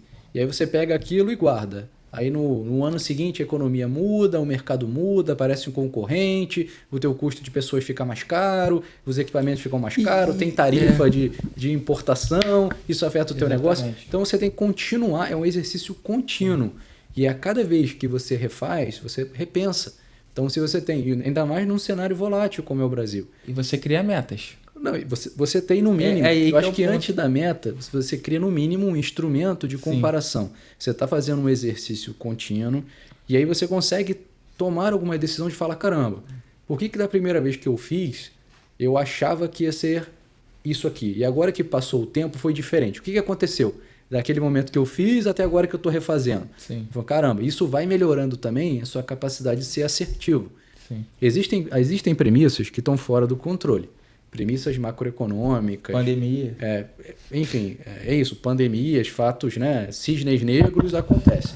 Agora, você ter uma capacidade de readaptar. Então, vamos usar como, por exemplo, a pandemia. Na pandemia, as empresas tiveram que se adaptar. O grande movimento foi, vamos salvar o caixa. Eu me lembro disso de maneira muito vívida. Vamos salvar o caixa. Então, muitas das empresas tomaram a decisão de segurar os investimentos. Houve um esforço institucional de poder parcelar pagamento para funcionário, suspensão de pagamento de financiamento, linhas de crédito, etc. Então, isso foi um movimento ali daquele momento. Então, o empresário que tem a sua projeção de futuro, ele consegue, em situações como essas, que são extremas e até em situações menos extremas, tomar essas decisões que você está falando.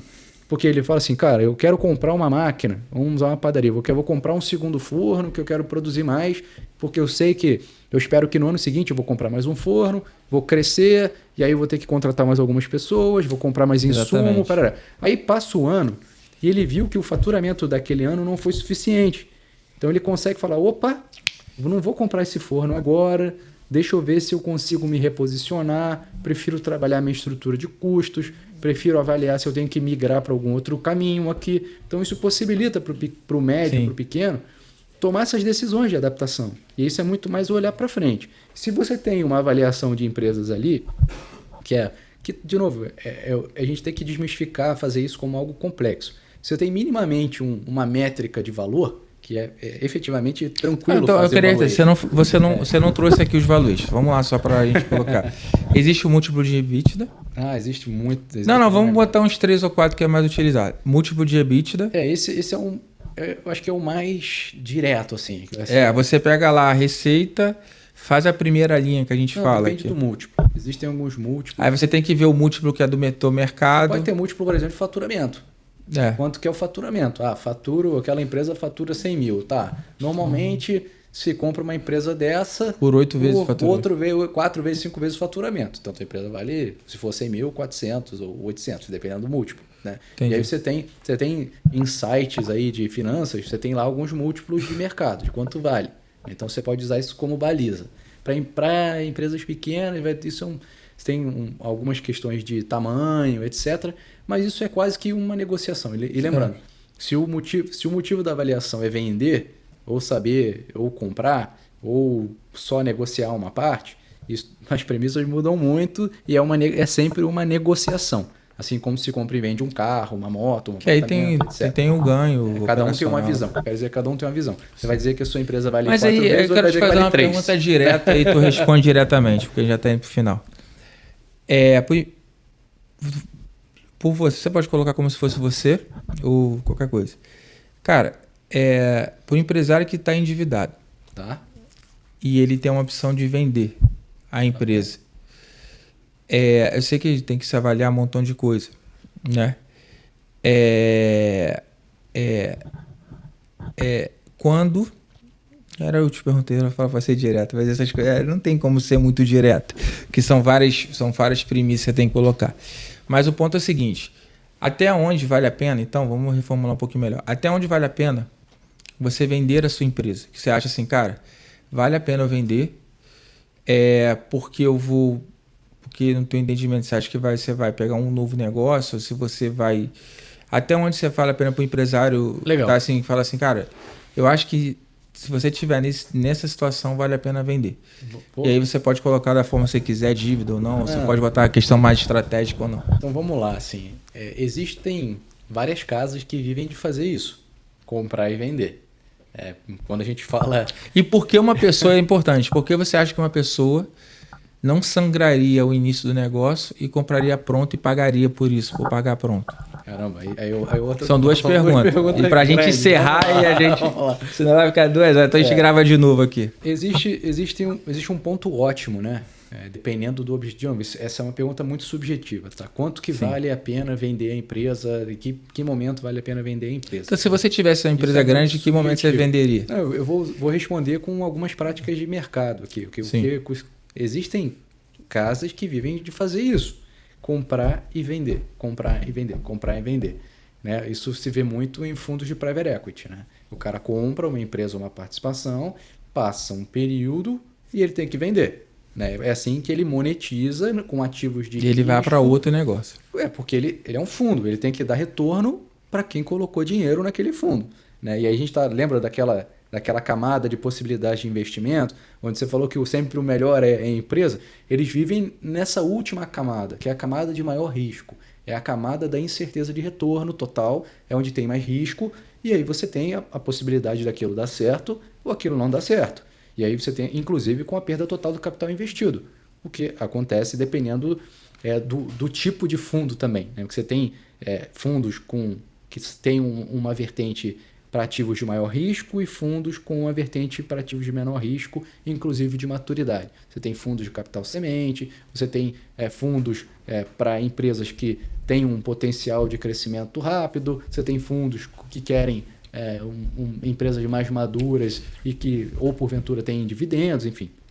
Mas esse comprar e vender tem algumas métricas de qual é o ponto aonde se deveria vender aquela empresa, né? E aí você tem ali algumas ferramentas, como por exemplo o retorno do capital investido, né? Quando que aquela empresa ela consegue ser avaliada de modo a que se tenha uma devolução maior do que o capital investido requeriria no outro investimento. O que eu quero dizer?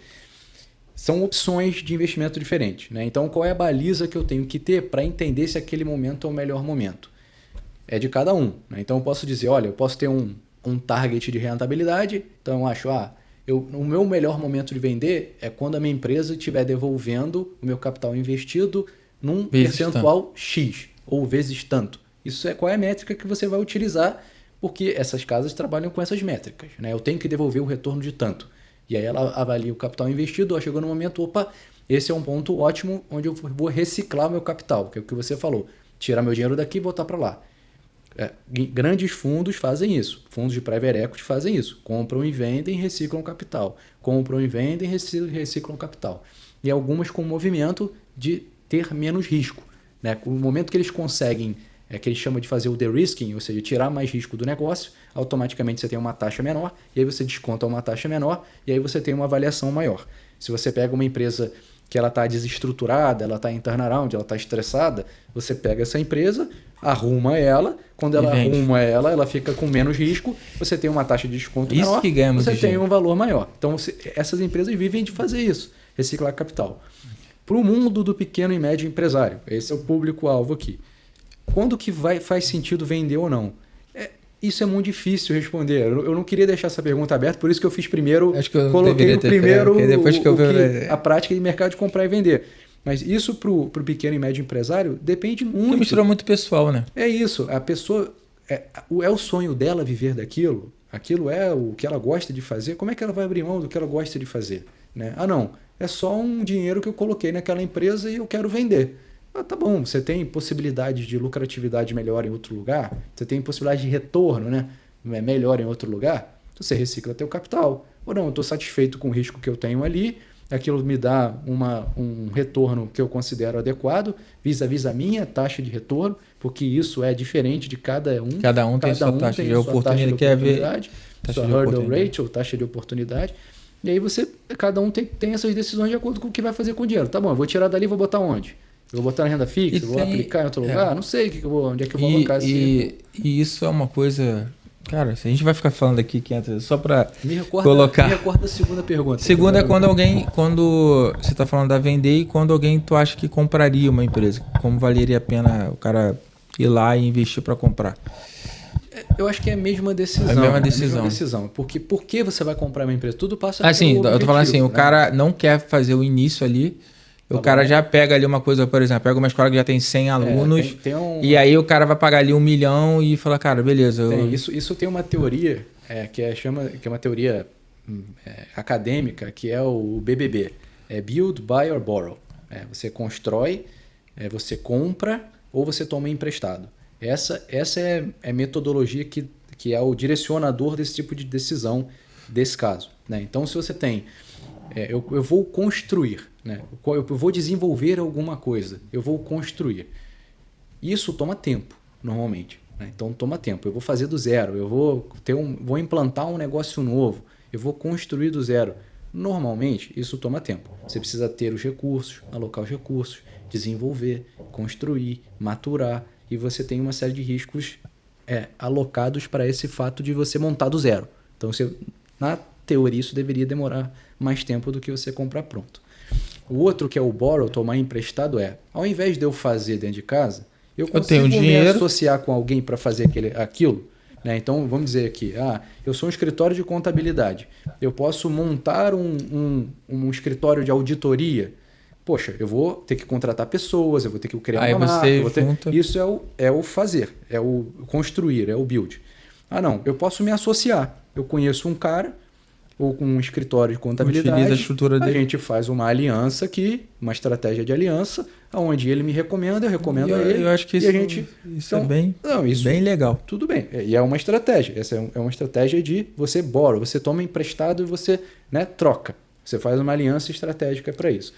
E tem o outro cenário, que é o buy, que é o comprar. Né? Eu acho que aquele recurso é escasso. Ou eu quero ter um ganho, né? uma alocação mais imediata, que não é um ganho, uma alocação mais imediata.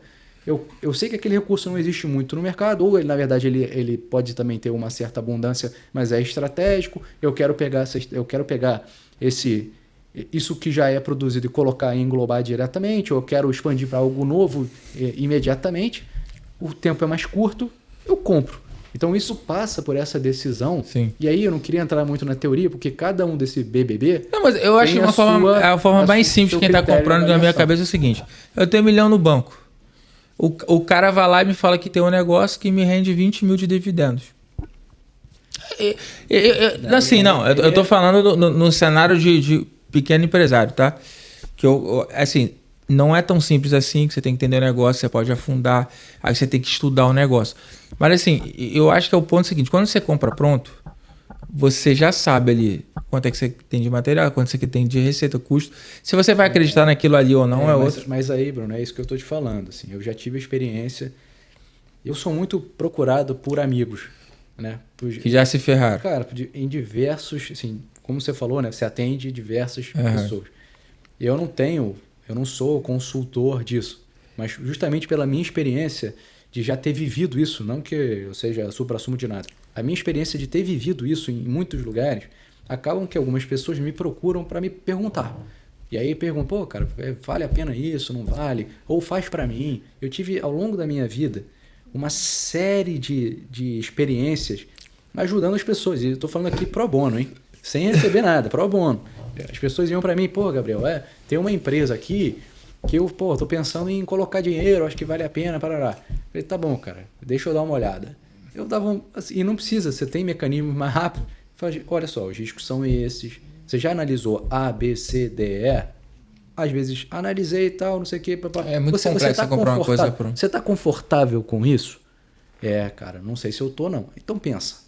Pensa, porque você tem uma opção que é zero risco. Você sempre tem opção zero teórico, né? Com menos risco. Então, se você não estiver confortável com os riscos... Ou que depende só das suas variáveis, né? Uma empresa não depende só das suas variáveis. Não, a variável é o seguinte: quando você compra uma empresa, você compra como você falou, você compra uma premissa. Você compra risco e retorno. Que é ali que já tem os seus vícios, às vezes não tem sua cultura e tal. Quando você começa do zero, tu pode errar, mas teoricamente você tem a chance de implementar o que você acha que é o melhor para você. Se isso está certo ou errado... É que nem você comprou um carro zero usado. O carro zero você vai usar e você sabe que foi só teu, você sabe se você bateu, se você botou. Quando você compra um carro usado, pode ser uma surpresa, pode se dar bem. O que eu entendo, aí de uma forma geral, o que eu vejo na prática, é que existe a sua área que você domina, beleza? Que é a sua área técnica, finanças e tal. Então, eu acho que o empresário que sai de uma rescisão, perdeu o emprego com 45, 50 anos, a gente vê isso muito na prática, tem um dinheiro e ele precisa colocar uma renda, ele às vezes procura uma empresa. Ou comprar, ou se meter numa franquia. É sobre isso que eu quero te falar. Não é sobre muito a questão ali de uma empresa comprando outra. E aí ele tem uma decisão. Cara, eu vou montar do zero ou vou colocar uma coisa prática. Aí você tem um meio termo que é a franquia. Sim, sim. Beleza? Só que... se você não tomar essa decisão com um profissional, você entendendo, você colocando, às vezes o cara quer uma coisa mais pronta. Ó, eu sobrou 100 mil aqui. O cara está me oferecendo um negócio de 100 mil que o cara fala que dá 10 mil de lucro. Cara, aí é tua responsabilidade de você ir lá colocar. Ou você fala, não, cara, eu vou ser arriscado, vou para a franquia. Ou não, então eu tenho um desejo meu de colocar. Só que esse desejo meu de colocar, entra um cenário que a gente vê no dia a dia. Cara, o teu produto não é bom, às vezes as coisas não funcionam tão rápido, o cara abre o escritório, acha que vai ter 50 clientes de um dia para o outro.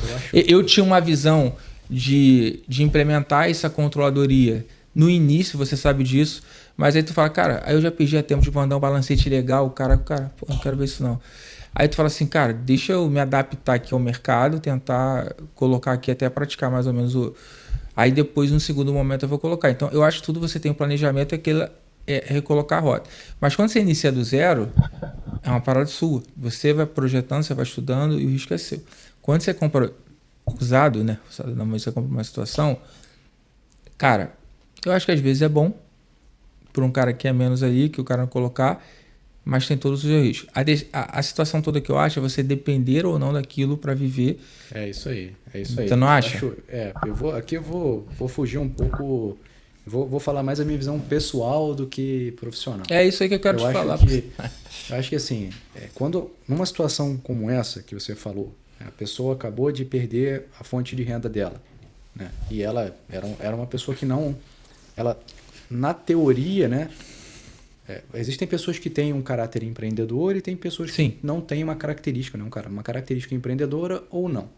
Então, se uma pessoa que não tem uma característica empreendedora, ela nunca teve a experiência de ser empresário e ela tem ali uma situação de estresse, normalmente, em situações de estresse, a tendência é que o nível de decisão não seja o mais adequado, né? E ainda mais quando a gente está falando de sobrevivência, né? Então, a pessoa está no momento de estresse. O pior cenário a pessoa não tem a característica empreendedora, ela está numa situação de estresse e ela entende que naquele momento ela vai conseguir avaliar uma possibilidade de ser empreendedora e escolher um negócio. Ela nem sabe o que ela quer fazer. Isso, para mim, tem uma grande probabilidade de dar errado. Tá? Pode ser que dê certo. Você pode ter clientes, ou com certeza vamos encontrar cenários que isso deu certo. Mas eu digo, a grande probabilidade é que isso dê errado, que a pessoa tome decisões baseadas na necessidade, ou às vezes otimistas demais, ou às vezes avaliando os riscos de menos, né? Então, aí é muito mais... Não é o que ela vai fazer, se ela vai fazer uma franquia ou se vai abrir do zero. Será que não vale a pena ela se resguardar com esse valor e buscar uma recolocação? Ou então ela buscar, Gabriel, você não acha? Ou então buscar coisas que ela tecnicamente consegue utilizar a profissão dela. Aí que está o ponto. Agora, se a gente está falando de uma franquia de fazer alguma coisa, ou não. Como a gente teve aqui com a pandemia também, muita gente tendo que se reinventar e abrindo. O Brasil tem muita gente informal e tem muitas empresas que são empresas de uma pessoa só. Né? E que isso funciona, as pessoas conseguem sobreviver, de certa forma isso, você vai na mídia e você encontra isso com facilidade, pessoas que se reinventaram para fazer outra coisa e são felizes com isso. Né? A pessoa abriu uma empresa de turismo em casa, ou ela começa a prestar o serviço para alguém, ou ela enxerga uma oportunidade nichada naquilo que ela conhece. Eu acho que aí tende a ter uma maior probabilidade. Não consigo afirmar nada, mas imagino que... Você quer ver uma experiência minha? Não sei se eu te contei na época, porque a gente era amigo já e a gente compartilhava. A Concer ia acabar em 2021. E na minha cabeça, quando eu entrei na Concer, era a idade que eu ia querer empreender, porque na minha cabeça o mundo corporativo é muito cruel depois de uma idade. O etarismo. E se você não chega naquele cargo de diretor, de gerência, até uma certa idade, eu até estava na idade, não era nem questão disso, mas se você não chega ali, a tendência é que 90% você não consiga continuar pelo menos naquele ritmo de salário. Essa é a realidade do mundo corporativo. Estou mentindo, concorda? Eu acho que, de maneira geral, existe sim o etarismo, isso é prática de mercado. Existe até uma campanha grande hoje das empresas. Porque ninguém vai pagar um analista financeiro R$10.000 porque ele tem 20 anos de empresa. O fato de você já ser empreendedor, como você já exige uma inteligência emocional, uma característica pessoal e estar com a sua pele em risco todo santo dia e ser tranquilo com isso. Imagina para aquela pessoa que nunca foi ou que não tem essa característica. Cara, é muito difícil. É muito difícil. É muito difícil. E no início, e aí para quem está escutando, assim, eu acho que você precisa fazer uma projeção da sua... Se você é como CLT, empreendedor, o que for, você precisa fazer uma projeção da sua carreira, onde você quer chegar, em que função você quer colocar. Se aquilo vai se realizar ou não, beleza. Só que cada passo que você der na sua carreira, você tem que pensar... estruturalmente. Por quê? Eu, quando tive a faculdade, eu tive a oportunidade de ter um escritório de contabilidade. Eu não quis, eu quis ir para a carreira. Porque eu queria entender as coisas melhores. E aí eu fui criando a carreira e, graças a Deus, a experiência na Concer foi muito rica para mim. Eu sou muito grato à Concer, porque foi uma experiência maravilhosa que foi o ponto final que eu precisava para tomar essa decisão. Mas, assim, o ponto é o seguinte: se você não tiver uma projeção de onde você quer entrar, sair, por quê? Eu previ que eu falei, cara, se eu não conseguir crescer, eu tenho uma ponta de voltar 6 meses para o mercado, que é um tempo ali que você ainda consegue voltar para o mercado quando você sai. Eu saí. Não, você pode voltar em outras épocas, sempre. Eu tive a oportunidade de voltar ano passado. Mas, assim, até 6 meses, assim, se você toma uma decisão de pedir demissão e ali até 6 meses, 1 ano, você ainda consegue se recolocar na tua profissão. E eu tive a oportunidade de... Albert Heff me ligou, uma situação, falei, cara, não, vou te seguir aqui, vai seguindo. E assim, eu acho que você tem que pensar sempre no pior cenário e uma válvula de saída no pior cenário e uma válvula de saída no melhor cenário. Então isso é planejamento também. É você saber, cara, isso aqui pode dar errado. Você quer ver uma parada que eu aprendi para o resto da vida? O valuation, uma projeção, uma viabilidade, ela não tem que dar certo, irmão, para ser boa. Ela pode dar errada e aí tá tudo certo. Eu comprei uma loja aqui, fiz uma viabilidade de co-work, gastei R$3.000, mas eu entendi que não teria viabilidade porque era um espaço menor. Ótimo. Entendeu? Te evitou, né? Evitou o prejuízo. É isso. É por isso que eu falo. Um laudo cautelar, se você vê o carro, R$260, te evita tu comprar um carro que eu já tomei na cabeça que eu comprei o carro batido. É por isso que eu digo, a gente está falando aqui, no final das contas, de exercício. Projeção. De exercício. Planejamento. É parar e pensar. No final, vamos lá a gente chama, né, do bottom line, né, na última linha lá, é tudo um exercício. É um exercício de entender, de pensar, sim, entender a realidade atual e entender como é que pode ser, se pode dar certo ou não. É um exercício de reavaliação ao longo do tempo. É um exercício de reflexão. Acho que esse é o grande ponto. É um exercício de reflexão. No mínimo, por mais que você abandone fazer, que nem você falou. Por mais que você abandone fazer, você já teve um ganho. Você teve um momento, esse empresário, esse empreendedor, essa pessoa, esse profissional, teve um momento de parar e pensar sobre aquele assunto e tentar estruturar. Quando você está no bolo, independente da sua vida pessoal, emocional, etc., quando você está no bolo, você não para e pensa. E aí é nesses momentos que a tendência que a gente tome decisões equivocadas é maior. Ou está na emoção. É maior. Então, quando o empresário médio, pequeno, para e pensa, ele está se dando ali a oportunidade de entender como ele está, de refletir, de avaliar, de saber se ele está no caminho certo, às vezes de ratificar. Pô, estou no caminho certo. Caramba, eu quero crescer. Esse é o lado positivo. E também de entender, caramba, não está dando certo, eu preciso me reinventar, adaptar a rota, recalcular a rota. Ou, num outro cenário, que é um cenário mais duro, principalmente para aquele que depende daquela renda, de descontinuar. E eu já tive experiências de todos esses layers, de todas essas camadas. E é duro de continuar. Os maiores, o cara Bill Gates já quebrou. Isso, é o que se fala, né? Isso é muito tranquilo para alguns tipos de negócios que são muito rápidos, né? Quando você vai falar em tecnologia, software, isso é muito tranquilo, né? O efeito, né?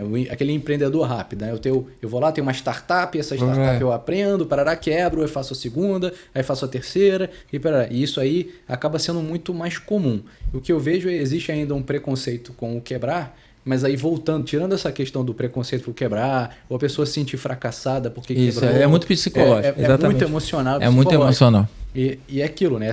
Esses exercícios de reflexão são exercícios de reflexão importantes, né? Como você estava falando, para a vida pessoal, porque você para numa empresa, a partir do momento que você entendeu que a tendência é que aquele negócio destrua valor, seja porque sua precificação está errada, seja porque seu mercado é muito difícil, seja que você tem uma concorrência que está sendo desleal, ou que seu produto está ficando obsoleto, ou que tem uma opção melhor do que a sua, que tem mais qualidade do que a sua, ou aquele negócio está perdendo sentido. Lembra da palheta mexicana? Lembra do yogi? Ou é uma moda que todo mundo acha que vai dar certo para sempre? Aí vai todo mundo que nem a manada. Vai todo mundo lá. Enfim, então isso tudo acontece ou porque é modinha, etc. Esse exercício de reflexão, de avaliação, ele é muito valioso. Para chegar no momento e entender se você está no caminho certo, se você precisa readaptar a rota, ou se tem que fazer um stop loss. Né? Perdi, aprendizado, vamos para frente. Que é como você falou, mesmo quem está na Bolsa de Valores, né? Quem está colocando seu capital a risco em produtos mais arriscados, em renda variável, você tem chance de perder, cara. Eu queria pegar esse gancho aqui, é isso que a gente está finalizando aqui a conversa. O fato tu me enquadrou para ser 1 hora. O fato de... Vai estar vendo que ficou o papo bom. O fato de ter participado em alguns momentos de ter vivido alguns processos, seja de compra, seja de venda, de empresas de diferentes tamanhos, no fundo, principalmente para empresas, depende do perfil do dono, tá? Mas o emocional pesa demais. Pesa demais. O fato... Eu já tive algumas experiências de estar tudo bem encaminhado e a pessoa não querer vender. Existia uma oportunidade de uma avaliação positiva, num valor muito próximo naquilo que o vendedor buscava vender, e por uma questão emocional houve a desistência do negócio, né? E o oposto também é verdadeiro. Às vezes o cara tá querendo comprar, tá tudo indo bem, tá tudo funcionando. O cara fala, cara, agora não, acho que não sei, não quero. E também desistir. E tá tudo certo. Então, essas ferramentas de reflexão, essas avaliações, essas projeções, não eliminam o fator humano. Não eliminam. O fator humano está sempre na mesa. A estratégia dele. Qualquer negociação. Desde da construção da estratégia, dos objetivos, seja o dia a dia, o perfil de querer ter uma empresa com aquela rotina ou não, seja num processo de entendimento de quanto vale aquela empresa, seja, né, quanto arriscado ou não são as premissas, na mesa de negociação de uma compra e venda. Quanto dinheiro tem jogado na mesa, porque às vezes o cara que está avaliando vê que, cara, isso aqui é uma boa oportunidade de você checar isso aqui. Diversas entendeu? É outra coisa. E aquilo te dá uma virada dentro do negócio. Bom, acho que vai ter que ir pro final, cara. Vamos gravar. Cara, então, para finalizar, queria que você falasse um pouquinho da SBF, da nossa relação, né? Como você enxerga, e depois você se despedia e tá bom. Ver. Faltou, cara, nem dá pra ver que foi tão bom, mas acho que a gente falou tudo, era isso que a gente queria trazer. Te admiro muito, você sabe disso. Obrigado, cara. Eu gosto muito de lidar com pessoas. Eu realmente gosto. Ter a oportunidade de... E você é um cara muito leal. Tu faz isso, é um cara muito leal. Mas hoje estamos em alguns lugares, em algumas posições. A gente não é. A gente é o que a gente foi educado para ser. Cada um tem sua índole. Então, para mim, o fato de ter colaborado, ajudar as pessoas... Tu sabe por eu ser teu amigo. Essa daqui eu tenho que... Eu sei que já são duas. Essa daqui foi fogo. O Gabriel inventou, cara, de fazer uma parada. O dia era 6, 5 horas da tarde. Ele falou, Bruno, eu preciso da tua ajuda aqui. Ele veio puto da reunião. Ele falou, cara, eu tenho que abrir esse centro de custo e botar aqui o gasto aqui pra gente, porque o cara a gente tem que evidenciar aqui quanto é que esse cara gasta aqui. Mano, eu falei, Gabriel, essa porra vai dar merda, cara. Aí tu falou, não, cara, tem que ser, vamos lá, vamos pra cima. Porque o cara me pressionou a fazer isso. Eu vou lá todo dia pra falar que tem que cortar. E o cara, não, mas agora eu vou mostrar. Se lembra de... Aí tu foi lá, chegou na reunião, mó paradense, botou lá e botou assim, aí o cara... Meu Deus, o reembolso é maior do que o meu centro de custo. Mano, foi uma confusão toda. Aí todo mundo olhava pra gente, pra mim e pro Rony. Eu falei, cara, aí o Rony um dia falou assim, cara, a gente não tem culpa dessa porra não, cara. A gente tá pagando o preço. Ficou uma semana sem ninguém pra olhar pra gente. Aí tu falou, planejamento é assim mesmo, a gente não tem que ter amigo de ninguém não, a gente tem que fazer o certo. Se tá certo, a gente vai lá e coloca. Se o cara não quiser cortar, agora se ele não quiser cortar, o problema é dele, o problema é já sabe. Eu acho que isso passa pela responsabilidade, né, cara? O teu trabalho é de muita responsabilidade. O meu trabalho é de muita responsabilidade. A gente precisa ser... Enfim, isso é de cada um, né? O meu ponto de vista, né? O que eu sigo como premissa é que eu tenho que fazer o que é o correto, né? Então, se eu consigo fazer o que é o correto e consigo melhorar ou independente da pressão...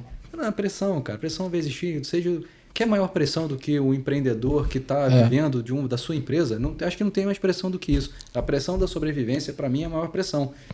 Vai virar um mês, você tem que pagar suas contas e tem que ter seus filhos. Essa é a maior pressão da vida. O resto, cara, o outro falou, deixou de falar, a gente tem que aprender a ser emocionalmente mais blindado e administrar isso. Existem situações muito ruins, eu não estou entrando no mérito de pessoas que vivem assédio moral, etc. Isso é um outro caminho, mas dentro de um nível de normalidade, pressão vai ter. Alguns trabalhos com maior ou menor pressão, mas todo mundo vai ter uma pressão, isso também é muito individual, quem aguenta ou não. Como você está falando das pessoas, eu de fato acredito que se a gente consegue trabalhar, fazer o certo e consegue de alguma forma contribuir para quem está junto conosco nessas jornadas, cara, eu fico muito feliz, mano. Obrigado aí por você ter me convidado. Não, tô te falando de verdade mesmo. Obrigado pelas tuas palavras. Eu fico muito orgulhoso de ter podido contribuir para que isso aqui que a gente está vendo hoje, sim, lá no início. A gente trabalha junto, você é o meu contador, já tem anos. Eu falo para você sempre que o diferencial da tua companhia está muito na tua capacidade de querer agregar e ir além de que somente fazer a contabilidade. Isso para mim é muito claro, sempre foi. Esse teu caráter, a tua característica empreendedora de querer fazer mais e desenvolver coisas novas é latente. E você está conseguindo seguir e trilhar esse caminho. Então, eu fico muito feliz com isso. E, cara, obrigado mais uma vez. E se quiser depois voltar, marcar outro dia para explorar outros assuntos. A gente queria gravar outra coisa, né? Mas agora a gente entendeu tanto. Obrigado. Mas, cara, obrigado por tudo aí. Que você tenha muito sucesso e sempre vai ter. Você é um cara mais técnico, assim, que eu já vi. E, assim, em algumas situações, então, assim... E eu acho que a vida, a gente leva isso. E eu sempre tive chefes muito bons. Eu só tive um ou dois que não valeu muito a pena. Mas assim, todos me ensinaram. E a gente, no final, você é o final de várias pessoas colocar. E eu acho que a geração de hoje em dia, e às vezes eu coloco isso, eu me adaptei agora com funcionário diferente, processos, coisas todas. E, cara, eu fui acostumado no ambiente de empresa grande. Então você brigava com o cara vamos almoçar. Falei, tu acabou de brigar comigo, tá me chamando pra almoçar. Então, assim, e sempre teve lealdade, eu acho que eu que colocar. E eu acho que isso é acima de tudo. Porque o cara que chega, e aí eu acho que é o recado que eu quero ficar. O cara que chega, briga com você, se importa, e pelo menos eu levo isso pra mim. O cara que pega com você, se importa, fala, mano, você tem que fazer isso, você não pode fazer, é um cara que quer o teu crescimento. Isso aí. Eu largo de mão quando eu não quero. É isso aí. Teve um dia assim que... Você dá o feedback. Mano, eu não vou dar feedback. Cara, você tem que dar feedback. Aí o RH, você tem que dar feedback pra mim que você vai... Sei lá o que. Eu falei, não vou mandar ele embora porque eu vou dar o feedback. Aí eu já falei. Tudo que eu tinha que fazer, falando. Mas aí eu falei, cara, eu vou chegar pra... Eu acho isso falta de caráter. Ó, cara, melhora. Porque você tem isso. Faz isso aqui. Tal. E se você já fez e você já tomou uma decisão... Então, assim, existe coisas que é o seguinte, cara. Ou você faz... E isso eu aprendi, ó. E você não fez essa situação por raiva. Você fez porque alguém te pressionou e falou assim, cara, isso aqui. Falar, então você falou, agora vamos abrir. Então, assim, é isso, cara. Você fez o teu trabalho, independente de qualquer coisa. E chegou no final, você falou pra gente, as pessoas vão odiar a gente, mas o nosso trabalho é ser odiado e fazer o certo. Tu falou... Essa parte eu não me lembro. Odiado não, mas o nosso a gente não pode ser querido. A gente tem que fazer o certo. E acabou. Fazer o certo, cara. Fazer o certo. E se o cara vai dar tapinha nas costas, vai ser aquela o quê, vai colocar... Cara, daqui a um mês, aí que eu aprendi, daqui a um mês, o cara vai falar assim, tu vai ser cobrado. Ou porque você não foi covarde e não falou, ou porque você fez. Então é melhor você cobrado porque você fez, porque uma hora a verdade aparece. É isso aí.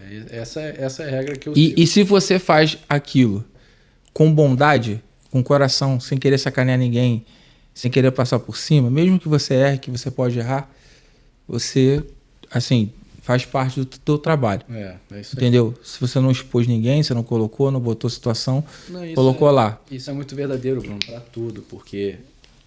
as pessoas, né, que são empreendedoras, são empresários e que fazem a sua empresa, o seu negócio com amor e querendo de fato transformar a vida das pessoas e que se dedicam a fazer sempre o bem, já é duro para essas pessoas, mas no mínimo elas estão melhorando a vida de alguém em algum sentido, né? E eu também acho que existe uma coisa que é o retorno, né? A lei do retorno, né? Se a gente é correto, a gente vai encontrar sempre na vida pessoas que talvez não sejam, né? Independente da circunstância, seja em casa, na rua, enfim. A gente vai sempre encontrar pessoas que têm, enfim, direcionadores diferentes. Todo mundo tem que ser verdadeiro a si mesmo, né? Pelo menos para mim, né? Todo mundo, quem sou eu para dizer alguma coisa para todo mundo? Mas o que eu sigo é isso. Se eu estou fazendo o correto, se eu não estou ferindo nenhuma regra legal, tá sendo desleal. Se eu não estou sendo desleal a nada, se eu estou com o compliance, que se fala tanto com regras, etc., eu vou fazer o que é correto, né? Porque a gente vai todo mundo sofre pressão. E a diferença é como as pessoas reagem com pressão. E muitas pessoas têm maldade também, e má fé dentro desses processos. Então eu sigo sempre o meu motto aqui, meu direcionador pessoal eu quero fazer direito, eu quero fazer o meu trabalho, aquilo que eu sei muito claramente é melhor, que eu estou mais confortável, a gente nunca sabe tudo, aquilo que eu não sei eu quero aprender, e as pressões vão aparecer de parte a parte. E se nessa jornada eu conseguir melhorar a vida das pessoas, e realmente eu fico muito grato quando eu tenho essas possibilidades de ter esses feedbacks, assim como você está me trazendo hoje, outras pessoas de maneira espontânea, o que eu também não faço para ter feedback não, cara, eu faço porque... Eu sei que você às vezes é meio duro. Eu quero, tentar, sabe, eu vim de uma realidade que foi dura, não no limite, a gente tem um espectro também de dureza que é bem grande, né? Mas eu venho de uma família de professores, uma família onde tudo era batalhado, nunca me faltou nada, mas era uma realidade apertada. Então, isso molda muito o caráter de todo mundo, né? Molda muito o valor que a gente dá para as coisas. E aí ter a possibilidade de honrar a quem me criou dessa forma, é o que eu levo, né? Então, sim. Obrigado aí, mais uma vez pelo convite. Então, muito obrigado, Gabriel. Prazer foi que meu. Você foi... A gente está aí desde o início ali, colocar... Mas muito obrigado mesmo. Bom, pessoal, chegamos ao fim. Espero que esse conteúdo foi muito bom, tá? Espero que eu sei que às vezes é muito longo, mas é muito importante você entender como funciona a sua empresa, a importância do planejamento, a importância de você ter um valuation contínuo na tua empresa, para você entender se o cenário que você está tomando de continuidade, de algumas coisas, vale a pena. Então, traga esse veja direitinho. A gente quer implementar, talvez ano que vem, uma controladoria por assinatura para trazer para esse empresário isso aí como legado dentro de um preço competitivo. E aí é isso aí que a gente está desenvolvendo ainda nesse final de ano, para que a gente possa criar esse produto e ser efetivo e a gente melhorar a qualidade, a vida e as decisões do empresário dentro de tudo que a gente passou, né? Porque quando a gente é empresário, a gente tem que passar para empresário. Quando a gente tem que passar para funcionários, né? O legado. Então a gente pode salvar empregos, vidas, gestões com o nosso trabalho como contabilidade, como finanças. Então acho que isso é muito importante a gente deixar aqui. Então curta, compartilhe, para a gente crescer esse conteúdo e poder chegar cada vez melhor. Muito obrigado, Deus abençoe a todos. Tchau, tchau.